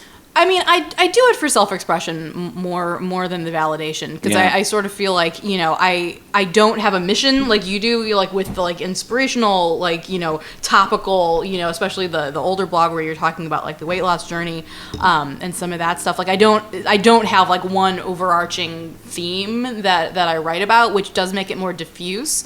So in that sense, I try to just think of it as kind of public practice, It's like I'm glad when people get something out of it, but it really is me just trying to be a better writer every month. Yeah.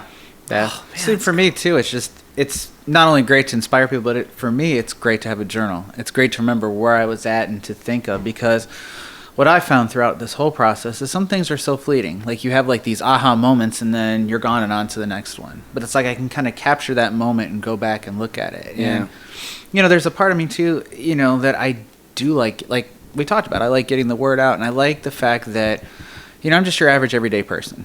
I'm not a celebrity. I'm not the Bob Harper, Jillian Michaels of the world, and I don't want to be that way.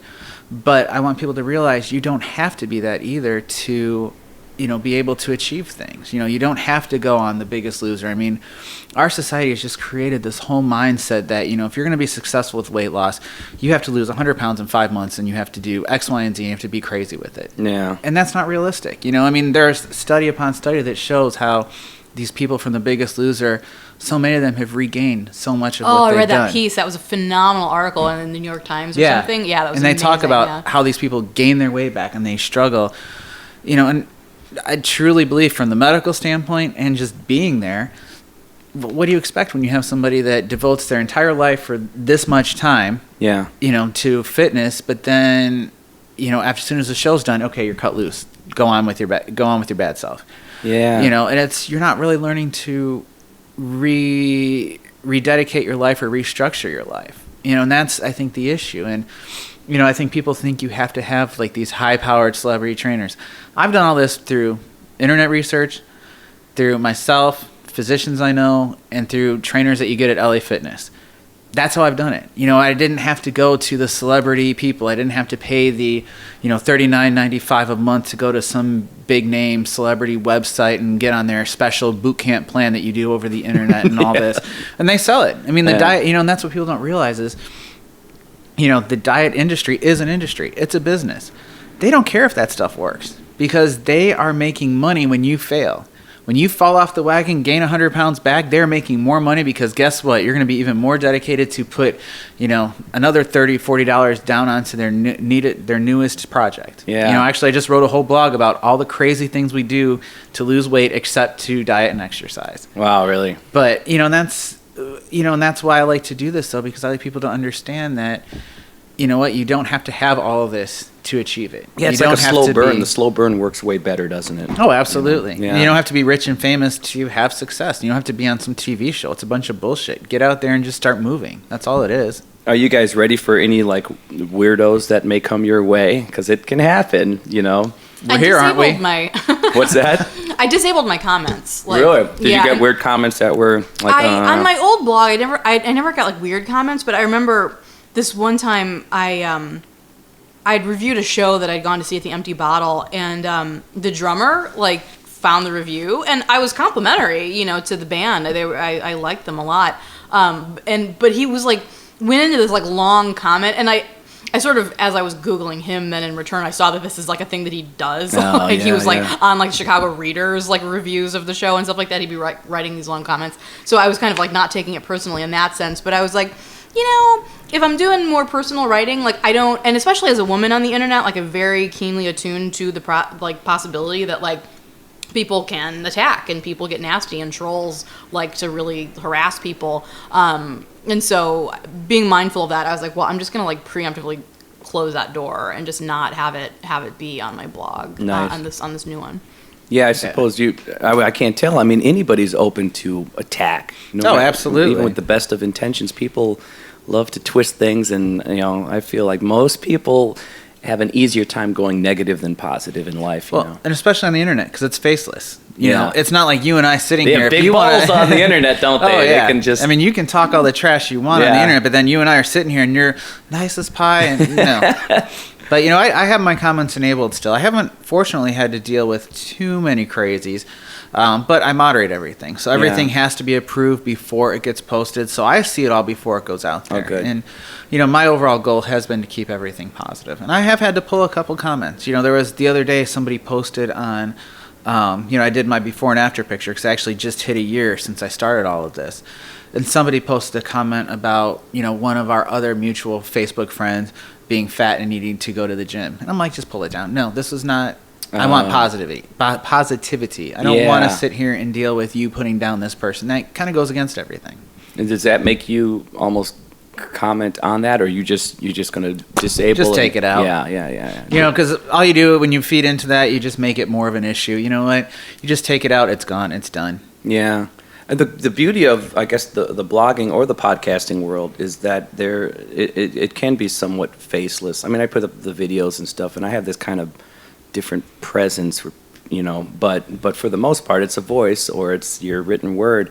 There's a safety in that that's kind of nice. And it's not like we're not trolls, we want to get these ideas out, but it's kind of, it gets tricky when people know your face, know? For me, it was actually a big step to come and actually talk about the blog, like in this kind of setting. Really? Absolutely. I mean, and there's just something to me when I'm behind a computer screen writing, I feel like there's a connection, but there's also a disconnection. We're pulling the curtain back just a little bit on both of you because people are going to hear the voices now that are attached to the pieces. It is a little strange.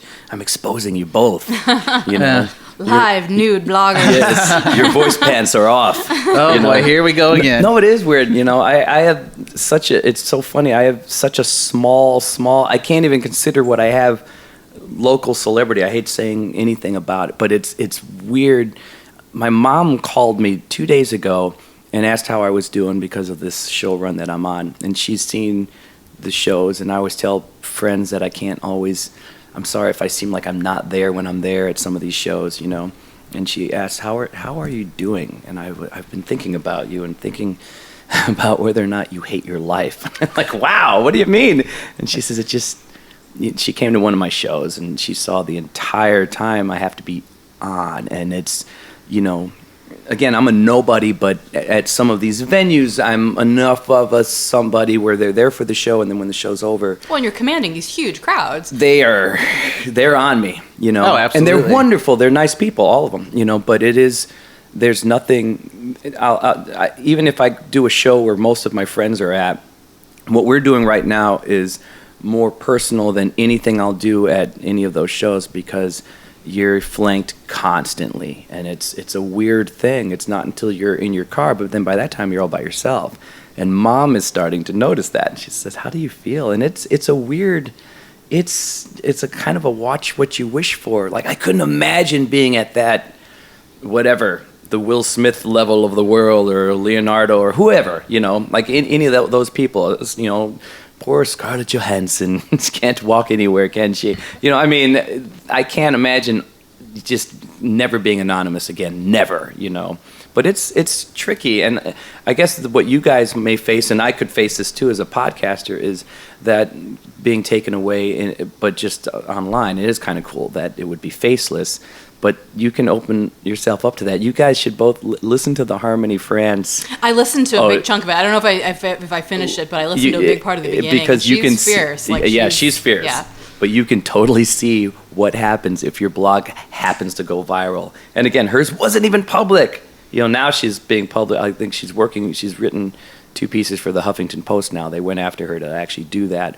But she goes on and on again about the just watch what you wish for, or nothing is truly private on the internet. God, yeah. But you guys should check that out just to hear her perspective. But it's weird. But I guess the ultimate thing is you get something. It's very cool because I don't know, when people ask me about podcasting, and I don't know if you guys feel this way about blogging. If they ask about whether or not they should do it or not, and I always say, well, why? A voice out there is a good thing, and if nobody sees it or hears it, that's fine. But why not? Because back in the days of purely newspapers or radio, you had to get that job, and then you were, my gosh, regulated up the ass, so you couldn't really control content.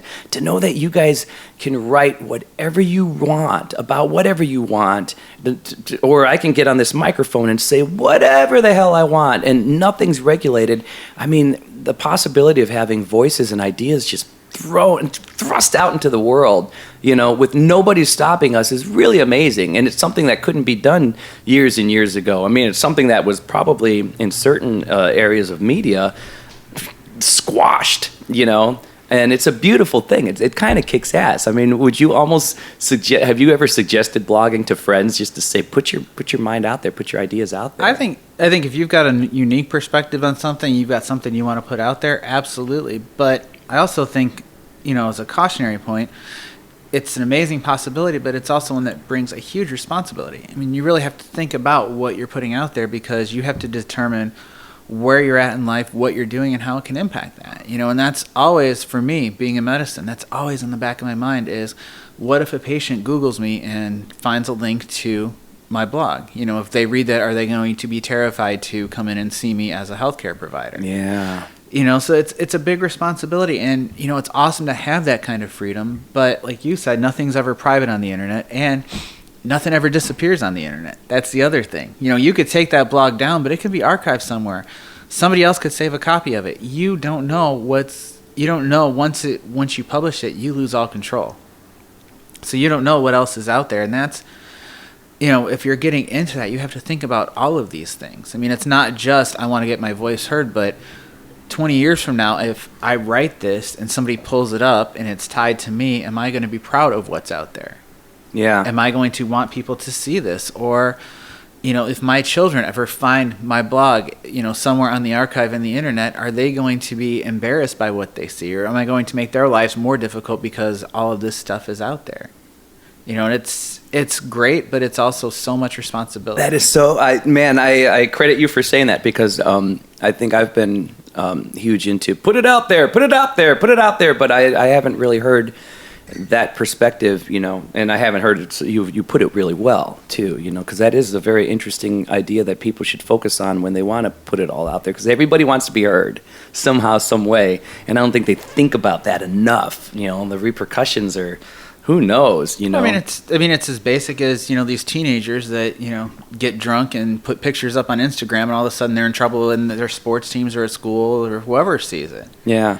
Well, and to me, from taking it from, again, that more sort of professional aspect, it's like, to me, like having a blog or a podcast, it's like if you want a dog, it's like dogs are really cute, but also then once the itch of like, oh, I want a cute thing to cuddle is is scratched, but then that dog lives with you and you have to feed that dog and you have to take that dog on walks and pick up his shit and take him to the vet, and so I've seen people go like, you know what, this is my year, I'm gonna blog, and they start one and they get 4 posts in and then it's too much work, and which is fine. I mean, if you got out what you wanted to say in 4 posts or whatever, that's cool, but like that's also the weird thing about the internet is that it's just endless. It's an endless expanse where there's no limit on it, where if you have a blog, it's like, are you blogging for 1 year? Are you doing a 1-year blog project where it's kind of like, okay, at December 31st, I'm closing this down? Or is it just like you write forever? And so for me, like as a writer, like that's why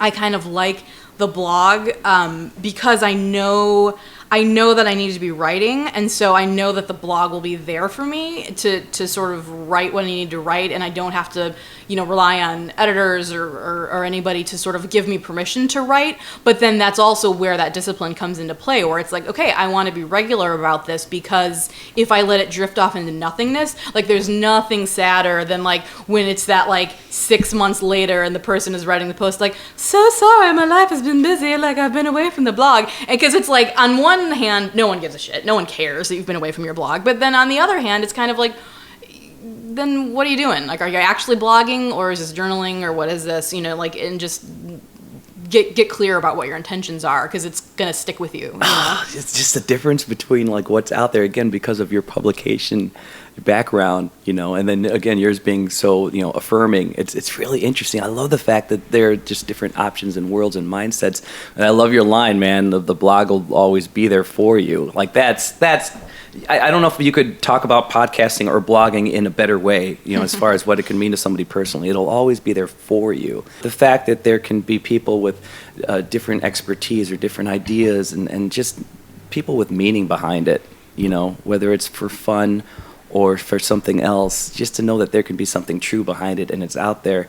I mean, truth resonates, man, and real emotions resonate, and if you have a real reason for doing this and it's out there, that means whoever hears or reads, they're going to feel it. If you feel it, they feel it, and I love that, but, who knows? And one of the hardest, like you just kind of hinted around to it, like, for me, writing an affirmative and positive and inspirational blog has been treading a very fine line between being preachy with it, because it's kind of like, I don't want to be that person that's like, oh yay, look at me, I've achieved X, Y, and Z.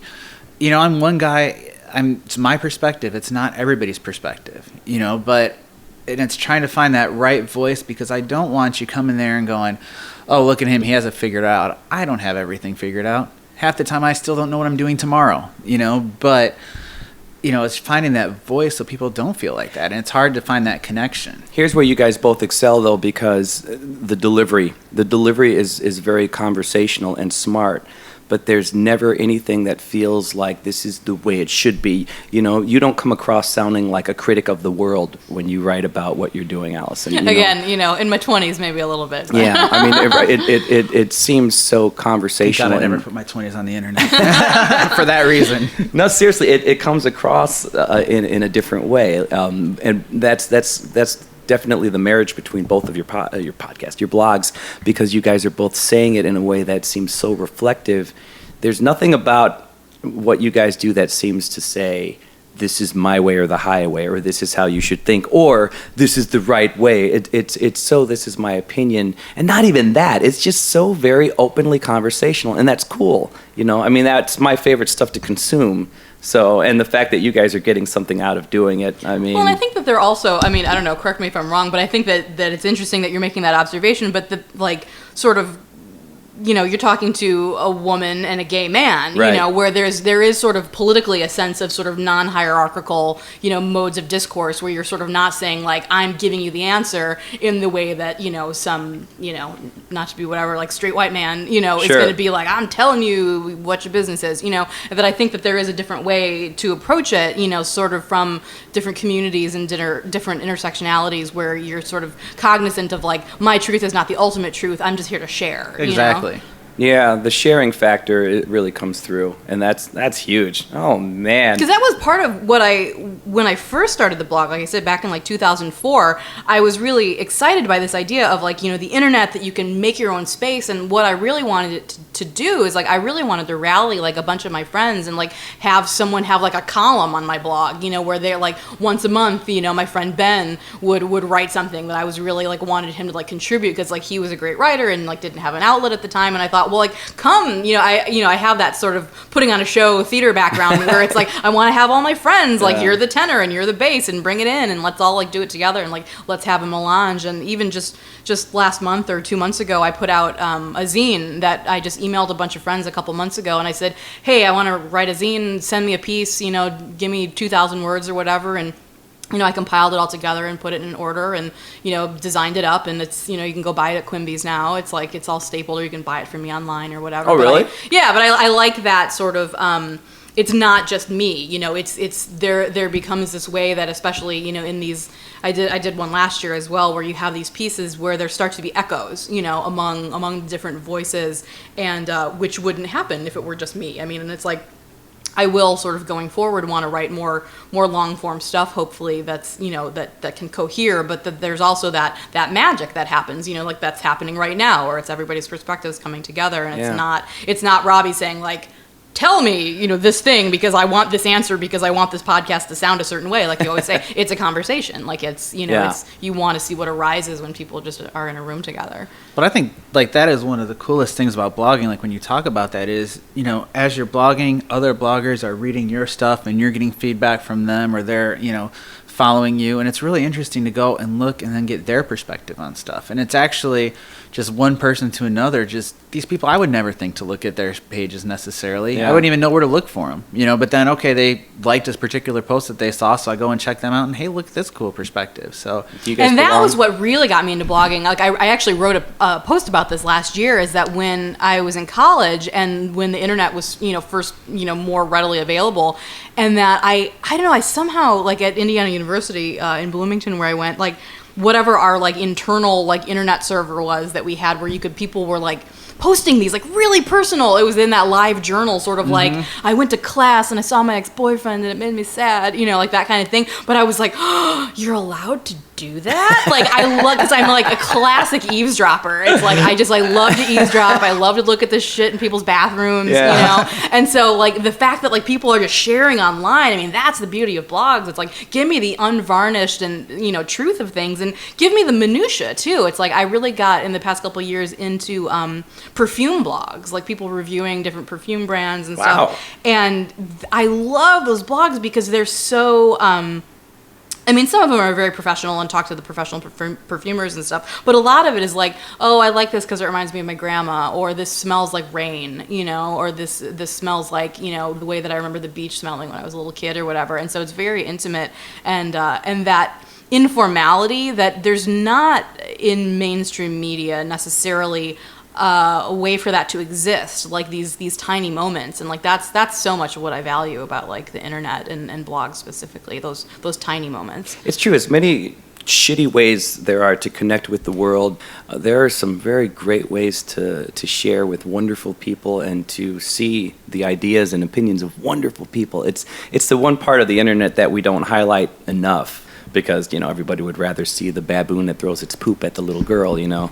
But still, it's a cool thing. Yeah, the fact that there's the evenness of the playing field. It's kind of like, you know, I'm on Twitter a lot. You know, I work at a desk job, and so, you know, if my brain is getting fried, you know, about something, I'll click over onto Twitter and I'll read the thing. But it's that non-hierarchical thing. Well, they're changing the algorithm, so there is a sort of a hierarchy now. That on Twitter, they are now. Yeah, they did it like a year ago or something, where it like and they're flows still fine-tuning different. It, they said. Wow. But like, you know, the fact that I can be like, you know, Representative John Lewis, you know, who's a hugely influential figure, you know, is like nestled right against, you know, my friend Tony, who's a podcaster who podcasts about his poetry podcast that he has. You know, it's like the fact that they're like next to each other. Yeah. Like I love that. What's the name of his podcast? Radio Free Albion. So he podcasts Stumping for poetry? Tony Trujillo. Yeah, he's a poet. He has his new book. He's been doing an epic project about the old TV show Dark Shadows. Yeah. Where he's watching every episode of Dark Shadows. My God. And the title is The Complete Dark Shadows of My Childhood. And so it's delving into memory and the fact that he used to watch it with his mom. Are you guys fans of podcasts at all? You can find anything anything out there. So I listen in my car. Or are you guys fans of blogs? Do you guys read other blogs often? Oh, or? Constantly, yeah. Are you able to... It comes and goes. Yeah. There'll be spurts where I do it, and then there's spurts where I'm just like, okay, I just need to take this break back and step back from it. And Yeah. lately, I've been tending to avoid more social media and blogs just because the state of everything right now. Right, with all it's not fun. No, and I'm tired of it, and it's just so much has gotten so negative. So Yeah. I tend to stay in the away election from cycle. Exactly. Like, I was trying not to say that. this is a timeless podcast. Oh yes, but so I generally what I've been trying to do is surround myself by more positivity, which is staying off of a lot of the internet in general. Yeah. Because even when you think you're going somewhere safe, you end up in hell. I had one guest who was this kind of music mogul and had a TV show, the guy who runs JBTV, and I don't usually edit these. That's probably the scariest thing because I started out as a writer, and yet I've never blogged before, but I wasn't a music major, I was an English major. So I was writing scripts and stories and stuff in my youth before songs ever came into play, and then somehow it turned into, well, wait a minute, lyrics, it's writing. I'm still trying to be creative with words. But then I think maybe, I don't know, between radio and then doing what I do in some of the shows where I like harnessing kind of the banter skill and see if I could do that, that's turned into this podcasting thing. But the scariest thing about what we're doing right now is the only time that I really edit is if there's a weird pause or if somebody repeats a story or if there's a little bzzz going, oh, well, I'm just going to cut out these 5 minutes. I think we can live without it. The mics are buzzing or something weird. But you can't go back and and we're human. We're talking, Nobody's going to speak perfectly, grammatically correctly. There's always going to be a strange, besides the ums and all that stuff. In fact, I hate when other podcasters, I belong to a few communities, and just to see what they're doing, they go in there and they take out every they take out every pause. And I feel like, well, this is supposed to be less professional than that. This is supposed to be people relating to one another. Because, oh my God, if you listen to Tom Hanks on a podcast or any celebrity on a real podcast, like the, not something that's been built by the machine. Like if Warner Brothers Movies has a podcast, don't listen to that, but listen to The Nerdist, or Kevin Pollak has a great one. You're going to hear Tom Cruise or Tom Hanks is the one I loved. He's just having a couple beers and he's talking for 2 hours and you hear real shit. And if you're going to hear real shit, it's not going to be packaged that beautifully, But it is scary to think that, oh man, I stumbled at minute 20 and sounded like a complete moron. But then why not be a moron at minute 20? Like, okay, you're only human. But it is weird because I can't go back and, it's not like I can't go back and recut and re-record, I can... You're getting very existential on us now, Robby. Yeah, it's kind of like time is moving forward and you can't go back and retrieve it. It's just so true. Like, I can't go back and say, I could have phrased that better, I think whatever specially put in the coffee is kicking in. It's kicking in right now. It's kicking in right now. Yeah, so it's weird. That's what I'm thinking now is, I could have put a little more Baileys in my coffee at minute 15. Yeah, it's a scary ride. Knowing that you can't necessarily, because I don't like editing. Why? It's nerve-wracking. I am well known to get diarrhea of the mouth, and sometimes I say things that most people are afraid to think, and I'm just like, I gotta try and be somewhat civil and be careful with what I say. I want to look under the table now and see if there's a fork, as you've been jabbing yourself in the thigh before saying anything too shitty.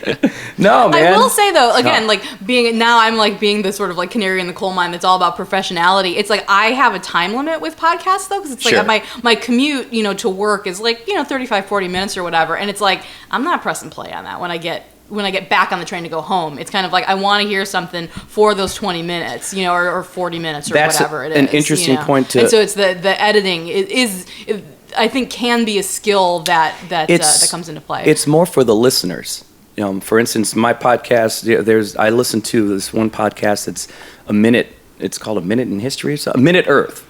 It's 3 minutes. And it's awesome. It's just one of my favorites is Song Exploder, where they talk to musicians and then they isolate the bass part, they isolate the kick drum, and talk about like why it was recorded that way or how they did the song or whatever. And he usually does like 15 minutes of conversation and then plays the full track at the end for additional 3-4 minutes, however long it runs. Boom! I listen to that between Chicago Avenue and Belmont. I love it. Yeah, it's serious. It really does depend. That's the beauty of it. There's no right or wrong answer. It's totally listener based. whatever they want. Or because for you, when you're in the car, you probably want something that's epic, hours right? to kill. Yeah. So I love the Nerdist, which is like an hour to 2 hours long. The Kevin Pollak one, again, that he had some celebrity on. It was like 3 hours. But then I use the podcast app. I press pause, and then I come back to it. And then when I'm shopping or when I go to bed, sometimes I'll throw the ears in, and I'm just lit. So it really depends on the listener. It's really interesting.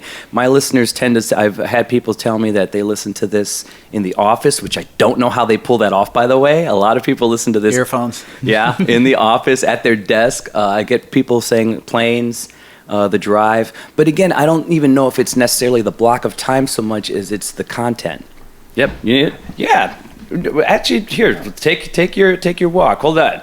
That was a last minute eye blink. We're closing out in minutes, But it's funny that we were talking about length, and the length of the last thing I was saying was too long for you to hold. You had to go pee, man. No, but it's funny, as I was saying, so if you guys caught that blink, that eye blink was quick. The length seems to be more content based, and for me, what I noticed for my episodes, it's everybody has a story, and I can't edit the story.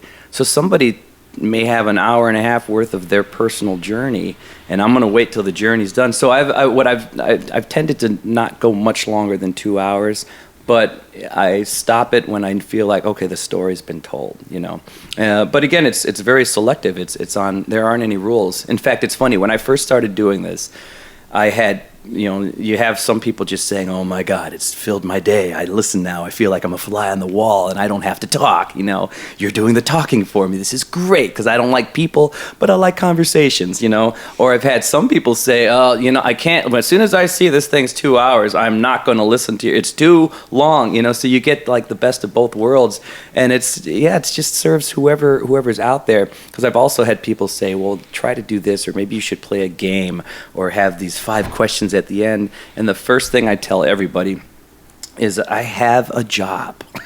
I already have a job, and that job has a certain structure to it. I don't really want to sing Jesse's Girl at the corporate event I'll probably be at on a random Saturday. But now, saying that, when I actually sing it, I'm fine with it. When I'm in the act of singing, I'm okay. I'm not one of those guys like, fuck this song. But either way, there are parameters that I have to live in. So I thought when I started the podcast thing, and I don't know if you guys feel this way about the blog, this is just my fun time. There are no rules, so I'm just going to let it happen. I'm not going to structure it too much. I'm just going to have a beginning and an end. And then if people listen, more power to them. If they don't, that's cool too. But it is structured in a way with like the people that you tend to have on, where you have a lot of creative people, and that's its own structure. Yeah, the structure is, it's an entertainment podcast, so there's subject matter. But besides that, it's weird how I scan people. It's weird how it really comes down to that random conversation. If I don't think I'm going to have fun, I don't want to do it, and it's as simple as that, because this is still me having fun. And I'll break the fourth wall again. I can't thank you people enough, because over the last month I've seen the numbers and thousands of people are downloading this podcast. I don't know who you people are, but thanks, by the way, for listening and meeting these two. But yeah, it's so weird. So that's what I kept telling, one of my brothers actually said, this is what they do in radio. And I thought, no, the beauty of it is, by doing it my way, if it becomes popular, it became popular that way, instead of me being forced to conform and do this thing, because again, I have a job. And you guys have, the podcast enhances my life, and it makes life fun, and the fact that thousands of people are listening is awesome. And you guys have helped that. You guys have enhanced my fun, Well, you've enhanced ours, so. Yeah, I hope you guys, this is different. You need a little badge that you give out to all of your guests, fun enhancers. Usually you can display on your blog. Usually I hand out like a little bottle of Bailey's, but that's fine too. That works. Did you guys have fun? Yes. That was miserable. Can't you tell? I can't wait to talk about this on my blog. The misery of podcasting. No, you know what? It is fun. Creative outlets in general are just fun. And when it's something where you're keeping it lighthearted and it's somebody else's enjoyment, it's awesome. Yeah. And the fact that, what I do for my stress relief and my kind of fun part of my life and then if that crosses over into yours, is really cool. Yeah. I think that's just amazing. And it's amazing to see how all these different art forms come together. The parallels are very interesting. There's so many parallels between it all. But I'm glad. I hope you guys enjoyed yourselves. And people, tell them again. Talk about your blogs right here, right now. Let them know. Where are they going? Donnie? UntilTheRacesRun.com. Boom. And I'm queenofpeaches.com, or if you just Google Allison Felus, you'll find just everywhere that I live online. Boom. Everywhere that she lives online. So people, come on, man. This is a good one. This is fun. I got to hear so many different perspectives on the blogging world. And thank you for being the magnet that's bringing all this together. Yeah. Being a magnet for peaches. I'm a peach magnet.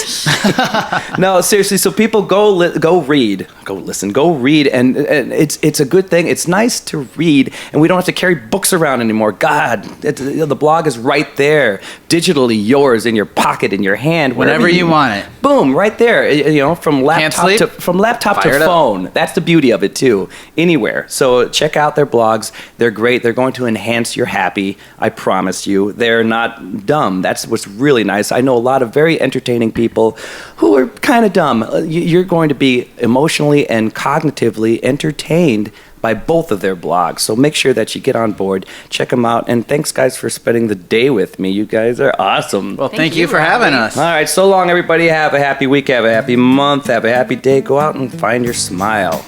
Hopefully you guys found that enjoyable and verbal, and wow, you used your voices. I know, that's intimidating. That was awesome. That was super fun. Wait, don't move. Don't go anywhere, people. Keep the podcast on. I've never done this before. I signed off. It should be over. It's not over. How dare I try to sign off without asking Allison about this weird clairvoyant stuff? I cannot. I'm so glad I remember this. It was 2 hours ago, and I'm like, oh, we're gonna round back to that. Because you totally blindsided me with that. I did not see that coming. We're talking about blogging, blah blah blah. But wait a minute, you can move things with your mind. That's totally wrong, but it just sounded cool. Well, it actually does relate to writing, which is funny enough, is that when I started going through my training to learn how to reliably access my Let's pause for 1 second. So if anybody is at this point of the podcast and they've forgotten way back when you said you were a clairvoyant, and is it like a psychic sort of? Yeah, I mean, psychic can encompass lots of things, and clairvoyance is just the faculty of clear vision, so actually seeing pictures, whereas clairaudient would be you hear messages from the angels or about whatever. Oh my God! So people, if you're interested in the blogging world, that's great. I hope you liked it. It's over now, because right now I need to know what the fuck is going on here. I did not know any of this. I want to delve into it. Psychic. Never talked to a psychic before. I've dated a few psychos, but never actually. So I need to know. Talk to me about this weird world. So it's not actually weird at all. Everyone is psychic. You both are psychic since you're artists. Yes. I mean, it's just sort of it's not like. All right, hold on, Donnie. Think of a color now. But that's the thing, is that it's not. I want to see what I can do. Go. Are you? Fuchsia. Sort of. Maroon? Purple. Ah, fuck. All right, go on. I'm sorry. I was trying to make it feel good.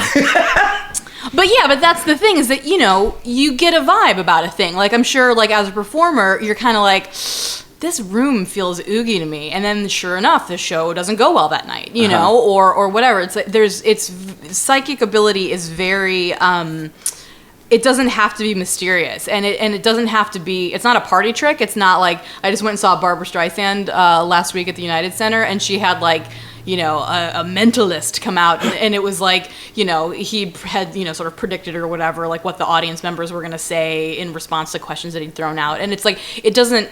The way that I approach it is not performative in that way. It's kind of how to get you into your own life and in your own energy and being in charge of your own life. I think it's very easy, for people when even if you are energetically sensitive, you might feel sort of bombarded, you're not living your own truth in a way. You don't feel authentic to yourself, and that can be because you're living in somebody else's picture. You're living in somebody else's energy. Oh my somebody God. else is affecting you. And so what I have sort of trained to do is to sort of see where people are operating, and sometimes it's very literal. Like I remember I was giving a reading to this woman once, and I was like, oh, I see all this sand, and it's like a dune, and like to me that was like very evocative of like maybe emotionally she was feeling like she was on a journey or something. And she's like, no, my husband is Moroccan, like we're trying to get his visas where he can come live with me in the States. And I was like, oh, okay, that's why I was seeing the dunes and the beaches. I said, like, it felt very much like Morocco. Whoa.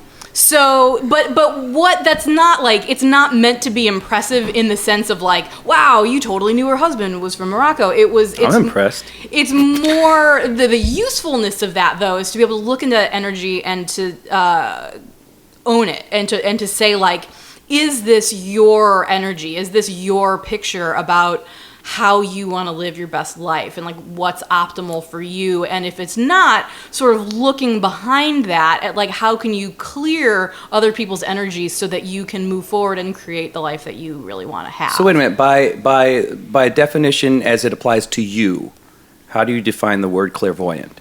Again, like clairvoyant, like the words, they literally mean clear seeing. Mm-hmm. So what I'll do when I'm giving a reading, I'll usually do it with my eyes closed. And so I'm not like seeing purple goblins behind you.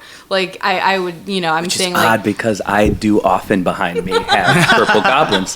There's medication for that. But what I would do is I would have my eyes closed and I would sort of look at the layers of your aura and say sort of, in the third layer of your aura, which corresponds to your third chakra, which is, sort of your doing space, where you sort of like have your personal power from, I'd say, oh, that looks like it's a certain color and this is a picture that I see. And so how does this, and sometimes it's very literal, like my husband is from Morocco, but sometimes it's very like, oh, it feels a certain way that I can sort of talk you through what the kind of stuff that you might not talk about on a podcast, or the kind of stuff that you might not sort of like go around, talking about in your everyday life, but that's a part of you, your emotions, your feelings, your fears, past experiences that you sort of can't move your way through, that then are kind of stuck energetically sort of in your space. Give me the abridged version of what you mean by the layers, because when you said you see my third layer, I thought you were calling me fat at first. No, it's like, so everyone around them has their energy field, which again, like, which everyone knows intuitively. Like when you're walking down the street and there's a sketchy looking person, it's the sketchy vibes that there is in their aura, or if now, could that be tricky though? Because that's kind of appearance based a little bit. Not necessarily. I mean, because it's like, there are people who might physically look sketchy who might have gorgeous energy that you really do want to talk to them, so it's more that instinctive pre-verbal, I have a hunch about this thing, but I don't quite know why, and a lot of that information is living in our auras, and so it's kind of like the bubble of space about 2 feet around you, which sort of encompasses the different layers of your aura. So like the first layer of your aura, which is closest to your body, is kind of like your safety and your survival and your security. And when I look at sort of like the energy of that, I'll describe in pictures like, I see you on a farm, which means that you're worried about needing to have enough food to get you through the winter, which feels like it's related to fears of scarcity or whatever. And so that can be a way to sort of catalyze sort of an emotional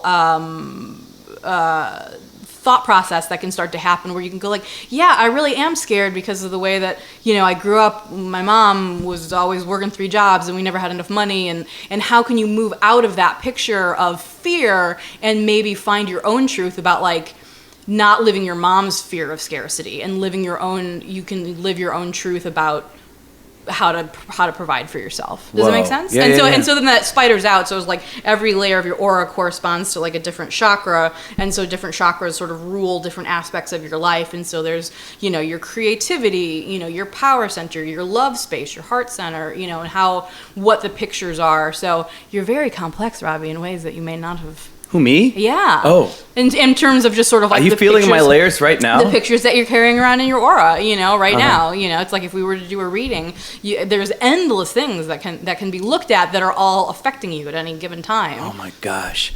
Wow. I feel like this is getting really abstruse. Like, does this make sense? Like, I'm to in. me, it's like when I first started training to do that. Okay, wait. Now I need to ask. When you say first started training, like because you're talking to a guy who likes comic books and movies, like so in my mind, like, oh, she fell in a ditch and then suddenly she's like, wait, I hear everybody's aura. I can feel them. You know, that you had this moment. Like, what happened? You know. What? I'm thinking of like Professor X, like I can hear everybody's mind, you know. So I'm going way untrue. geek. I mean, it's like, you know me. I mean, I've always been very sensitive, very attuned to everybody's emotions, and so I think that you know is a thing that's always been with me. And I first started noticing it in like dreams. Like I would have dreams about places that then I would see later, and I'd be like, oh, I dreamt about that place, you know.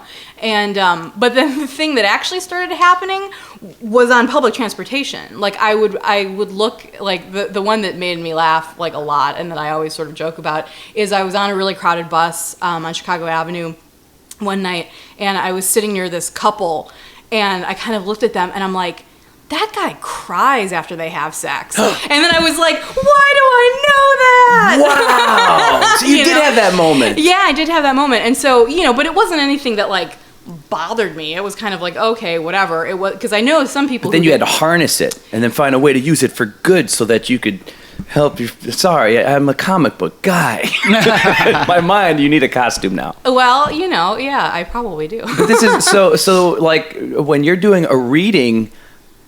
How do you go about that? Like you sit down and then what happens exactly? It's not dissimilar to what we're doing now. I mean, like I have a little like office space in my apartment where I have people come when I want to do, when they want to have a reading with me, and we just kind of sit down, across from each other at the table. And like I said, I do it with my eyes closed, and so I just kind of like ask people to like sit back and relax. And if I'm doing like an hour-long reading, what I'll do is for the first half an hour, I'll read.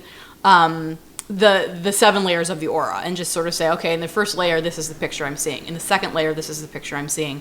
And then in the second half of the session, the second 30 minutes, Q&A time. So it's like, what kind of questions are they asking? Like about their future, about life? Yeah, I mean, it can be anything. It can be sort of like if there was something that I saw like in the 5th layer of their aura that they're like, wait a minute, can we talk about that a little bit more? Because that seemed like it was applicable to me in this way, and I want to explore it deeper. Or it can just be like, I really hate my job. What's the deal with my boss? Why is she giving me shit? And then I can sort of look at that emotionally, like what's the karma there? Like what's the emotional dynamic? Where's the energy set? Like is your energy in your job? Has you moved beyond your job? Like how can you move forward? How can you sort of clear the energy that's making you uncomfortable in order to sort of like move where you need to move, like as a human? Wow, so you can really help people progress in many different ways. You're not stopping so. muggers, but you are kind of a superhero. I mean, it's fun. It's really, like I said, and it's when I first started learning to do it, it became very immediately apparent to me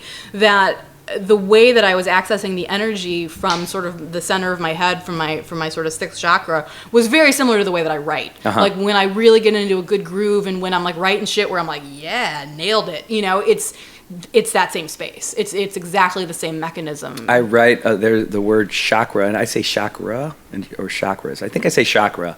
In the song that will end this podcast, it goes into a little verse of a song called "The Way" that I wrote, and at the end of it, I say the soul, the chi, the chakra, because I see these similarities in the spiritual kind of realm. When people talk about the chi or they talk about their soul, Yeah, because you're a martial arts guy, right? Yeah. You know all this stuff. Yeah, conceptually, it feels like the same thing, just depending on where you were born, But somebody bought me a massage, and at some point they adjusted my chakras or something, and I didn't know what the hell was going on, because she was like rubbing like hard stones on my feet, hurt like hell. But then at some point she's like, all right, close your eyes, I'm going to adjust your chakras. And I'm like, all right. So I closed my eyes and felt nothing, and then looked up, like peeked for a bit, and she was stirring, like she was stirring a magical pot, and she was stirring my chakras, and I said a joke on there's a video of me talking about the song "The Way," so you guys could, Google "The Way" on YouTube, or Robby Felus talks about it. And I said I didn't get it at first.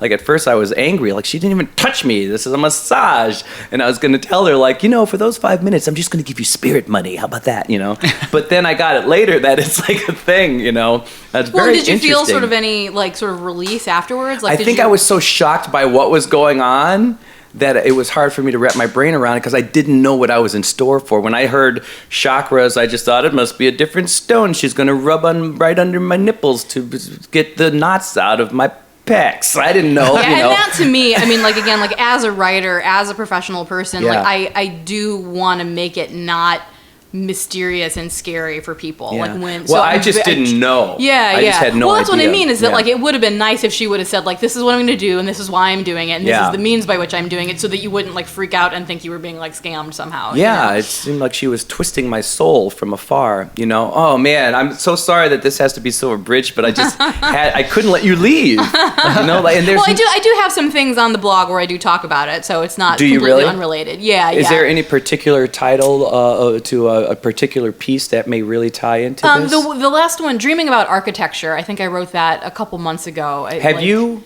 written a piece that totally applies to you as a clairvoyant, like totally, or is this a piece? Would it, you know, or have you delved into as far as the history of how it started? I haven't really written like the history of it, but the cool thing that I did a couple of years ago, my boyfriend was putting together a zine all about the as a comics guy, the character Man-Bat. Yeah. So our drummer in our band is obsessed with Man-Bat, and so we were like, okay, we're gonna do a zine all about Man-Bat. And so what I did was I did a clairvoyant reading. Tell everybody what a zine is. A zine is like any sort of informally independently micro-produced publication. So it can be 4 pages long, it can be 40 pages long, but it's usually sort of Xeroxed, you know, very small print runs usually, you know, only a couple copies. If you live in Chicago, go to Quimby's on North Avenue in Wicker Park. It is like ground zero for all things zine. Like you will find, you know, zines. I mean, there's a whole history of zines. Our friend Jake Austin did an amazing panel a couple years ago about the secret history of zines, and it goes back to sort of fanzine is where the term comes from, fan magazine, where people would write about like sci-fi and stuff, where there was in the 30s, you know, people would write about the old detective novels and detective comics and stuff like that, and would produce their own stories and gather them together with other people, which morphed into sort of the music zines that were such an important part of the Riot Grrrl movement in the 90s. And then now it's kind of an alternative to blogs, you know, bringing it all back to the main topic. Let's go zine shopping, Donnie. You guys should. I mean, if you've never been to Quimby's. Well, then the zine that you're talking about now. Oh, anyway, so it was all about Man-Bat. And so what I did was I did a clairvoyant reading on the character, and so sort of talked about you can history. do that? So you can actually take it to a fictional character and I didn't sort of look at the character itself, but more sort of like the writers who created it, and sort of energetically sort of what that how that character is sort of like being received by people, and how it sort of is activating sort of archetypes and stuff like that. I don't know if you take requests then, but I'm requesting that you blog about your journey, like of discovery as a clairvoyant, and then the journey of harnessing it, honing it, and then where you are now. I would love to read that blog. And I think that's going to be a couple blog posts. There's a lot to say about it. Do it. So, look, this is like a tag to the podcast. I mean, I get it, man. Bonus. I get it. This is like the after credit scene of a movie. Yeah, this is like Ferris Bueller in the shower. And go totally. home. Yeah, totally. No, I think I would love to read that. I would love to. That would be something I'd be. Well, and Robby, I would be happy to give you a reading whenever you want one. Let's do that then. Oh my gosh, how weird and wild and intimidating. And it's weird. Like, are you able to? Because you don't want to do a fast food thing, but are you able to make a quick comment on somebody's energy? Like, can you tell me the 60-second version of a quick version of, like, you know, what you feel from like a Donnie who's right next to you? Oh, yeah. I mean, like a couple of years ago, a friend of mine was having a big birthday party, and she invited a tarot reader and then somebody else and then me to do readings. And so I was just doing 5 minutes at a pop, you know, where people would sit down, and, you know, some of them were really lighthearted and really whatever. And then this one woman sat down, and it was clear she was kind of going through something, and she started crying, and she was like, "Oh God!" Like, at the party? Yeah, she was like going to have cancer surgery and whatever, and so I was kind of like, Lord. okay, well, you know, and it was like, but yeah, again, in that single serving 5 minutes, it was like I saw that something was happening, you know, and it seemed like it was pretty cathartic, where it was just that's... Was she crying at the party? Yeah, she's crying. I mean, we had like a little table set up, you know, so we were sort of on the sidelines. But that's part of so after the 5 minutes at a situation like that, it seems odd. Like then you're like, do you want ice cream with your cake? Like, she's able to go. I want to see it. Like, can you abridge it? Can you make it less than 5 minutes? Can you give me a 60-second something, a general vibe right now? Do you mind if I throw her your way? And then then come to me. Oh, people, this is gonna be weird. I don't know why I'm focused on nipples right now, but my nipples are like spinning right now because they're like, what's going to happen? What's going to read his nipples? Yeah. Do you do nipple readings? I could do a nipple reading if you want me to. Yeah. Yeah. Do you mind if she gives me a Donnie energy vibe? Is it wrong? Just an energy? Can you? Again, we're at the tail end. We'll press the stop button here, but can you give me a 60-second Donnie vibe? On Donnie? Yeah. Yeah. Okay, so I'm just gonna like put my feet on the ground so to make sure I'm grounded here. And so this is the process of what I do, where I'm sort of like putting my energy into my sixth chakra, so that I have neutrality, so that I can. The big thing that we always aspire to do as psychics, or at least the way that I was trained and the way that I like to operate, is to give you a hello, and so sort of say hello to your spirit, say hello to the real Donnie that you might not, have out in the world all the time. Because that's cathartic, like that's what feels good to us. So, can you say your full name for me, please? Don Martinez. Don Martinez. Okay, so I'm just gonna read you from the color blue, sort of a darker blue than your shirt is, but sort of I'm seeing the energy of your aura right now on the whole in this sort of really gorgeous blue, kind of sparkly, almost kind of stained glass quality. And so just giving a quick hello to Donnie, like where he's at psychically right now, where he's at energetically.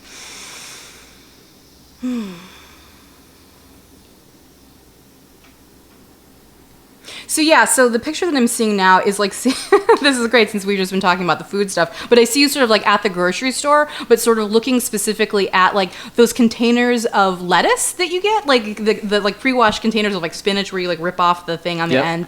And so I see you like having this moment of,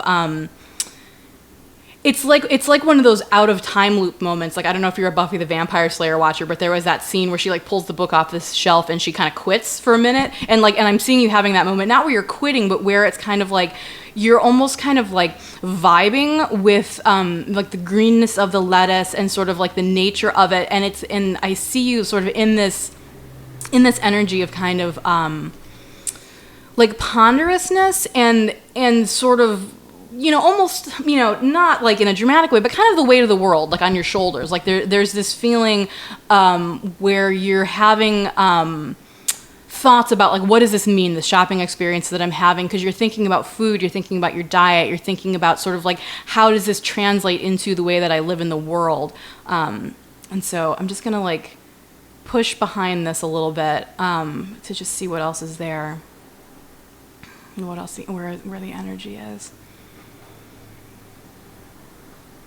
Because it's this sense of the unknown. Like there's still this, like, you are on this journey. It's like that, the title of your blog, Until the Race is Run. There is this sense that like you're still on a journey and you're in foreign territory, and as much as you're committed to it, like you don't know what's next. Like you don't know what the next step is, and so the uncertainty of that is like exciting and scary at the same time. And so sort of like the greenness of the lettuce and of the spinach is like what's allowing you to trust that process, because you see the green, you see the growth, you remember that it's kind of earth energy and that it's okay for you to be in your body.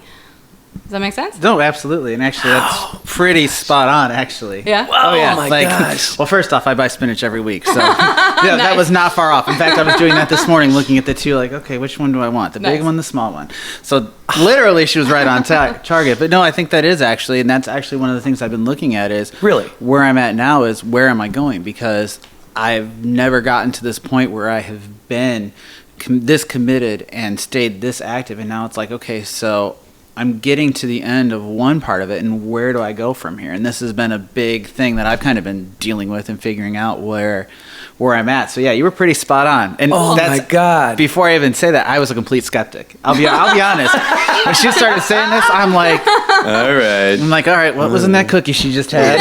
Okay, I was a skeptic. So and then she's boom. moved me to the other side there. That was pretty spot on. This is awesome and scary. All right, I guess I'm such a wreck. There will be a blog about this later. Yeah. Awesome. I'm a scared wreck. I want you to do me, but I'm a scared wreck. I'm in so many different directions. Well, I mean that's part of it too. Is that you, like I said, wanting to be in your own energy is like, are all those different directions? Are they all you? Is it somebody else's energy that you're running? That you're sort of utilizing, but that might not be serving you ultimately. All right, hit me up. I got to feel this. So yeah. Put your feet on the ground and feel. Oh, me. you want one right now? Yeah. Okay. All right. Well. Okay. I keep looking under the table just to look at her feet as they go down when she gets in her zone. But all right. So go ahead and say your full name for me, please. Like when you say that, is it like middle name, the whole thing? Yeah, because I want to get sort of a hook on sort of where you started. You know. Robert Joseph Celestin. All right, Robert Joseph Celestin. Oh, I see all the music gear around you. It's so funny. I see like the spinning vinyl. So I'm seeing you at sort of a burgundy brown, but a very wine color. So let's say hello to Robby. Where is Robby operating right now?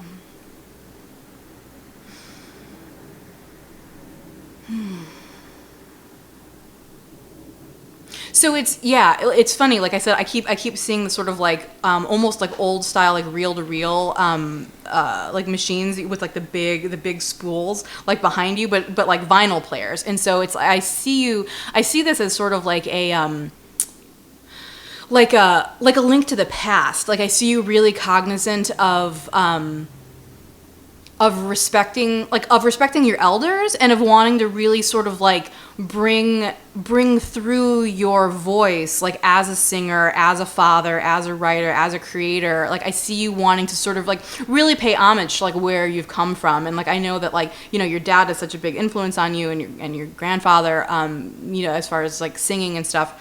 And how that really comes into your lineage. But I see you sort of like really reaching back. It's like there's this interesting energy where these like reel to reel kind of vinyl record player kind of spinning things behind your shoulders, where it's almost like a vortex where you can kind of like intentionally dip into that stream of the past and bring it forward. It's almost kind of like ironic that we were just talking about like you can't really edit the podcast because it's been said.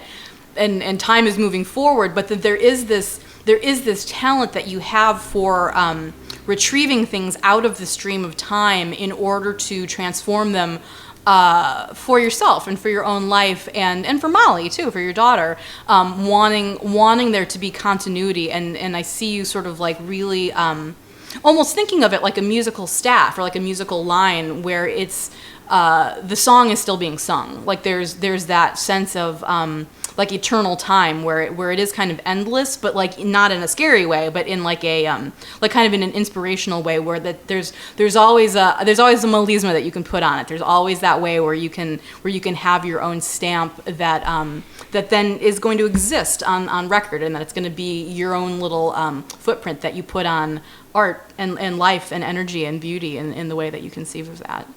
How cool. Wow. I'd say the source of my strength is the past. The stuff that my dad kind of set in the music, the old music and all that. And there's a mindset to that and that style of performing. And that's in everything that I do. Isn't that pretty much sounds like your musical voice? You pay homage to this, but always bring your own view into it. And the part, you know, I mean, even when I'm in those parameters I talked about earlier, I don't stray from a style if I'm singing a Journey song, but I put my own stamp on everything so that it's, you know. Your wife may kill you, but that's her way of telling you to start making a new recording. That's what that is. You think so? And she told you to call it cool. She told you to call it Footprints. There you go. Yeah. Boom. Isn't that weird? I was with you. I'm like, all right, how you know, for the fact that it got sort of very much to the nose, you know, especially since you and I have known each other for years, but we probably haven't talked seriously in maybe 10 years. Yeah. You know, so like any of that stuff, that knowledge wouldn't really be, you wouldn't be privy to a lot of that. And that's what's so amazing about the energy readings is that it's like a way that you fast track intimacy, like especially with the people that I was in school with in the psychic training with. It's like some of those people I might never see again in person, but I love them deeply because it's like we cleared all these things together. We looked at each other so intimately, and that bond will really always be there. I want to bring you to a birthday party, but I want you to just find like the weird dark stuff because I would like to see everybody crying. Like, I can't believe it! Like at the birthday party, that's what I'd like. Well, and that's also part of what you learn as a psychic is how to negotiate that. It's like, can that person handle hearing that dark thing? I totally want to find out at a birthday party. Like, oh my God, I'm so sorry. Oh my God, yeah, I'm in. This has been, now it's so funny we're talking about length of podcast. This is officially the longest podcast I've ever done because this is an after credit scene. I'm actually, this is going to roll afterward. Thanks so much for that. So everybody, cool. I would love to see that block. Yeah, it's definitely gonna. If it's a 2-3-parter, I think it would be very interesting to read. And it start off with dreaming about architecture. That'll give you some of it. Yeah. And then I would like to see that piece created. So I don't know if we've planted a seed here, but no, it's good. I'm always looking for fresh material. There you go. Are you in? Like I would want to know now, especially now that we've kind of experienced it. She totally, she undressed our energy, and she physically undressed us while she was doing it. It was weird, but now we have to get dressed. It's the pants. We're back to the pants. And she did it with her feet. No, that was cool, man. So anyway, thanks for that. People, I don't know if anybody made it to the end of this portion because it's actually the after credits sequence, but if you guys did, wasn't that cool? Find her blog, find both of their blogs. The blah, blah, blah. Bye, everybody. Say bye, guys. Bye.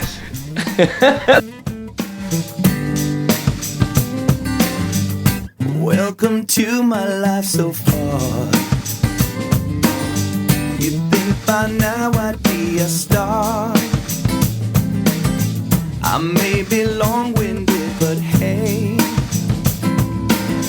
there's just so much I have to say. Maybe lick your lips when you're hungry. Maybe drop your head when you're sorry. Maybe shake a bit when you're worried. That's just the way.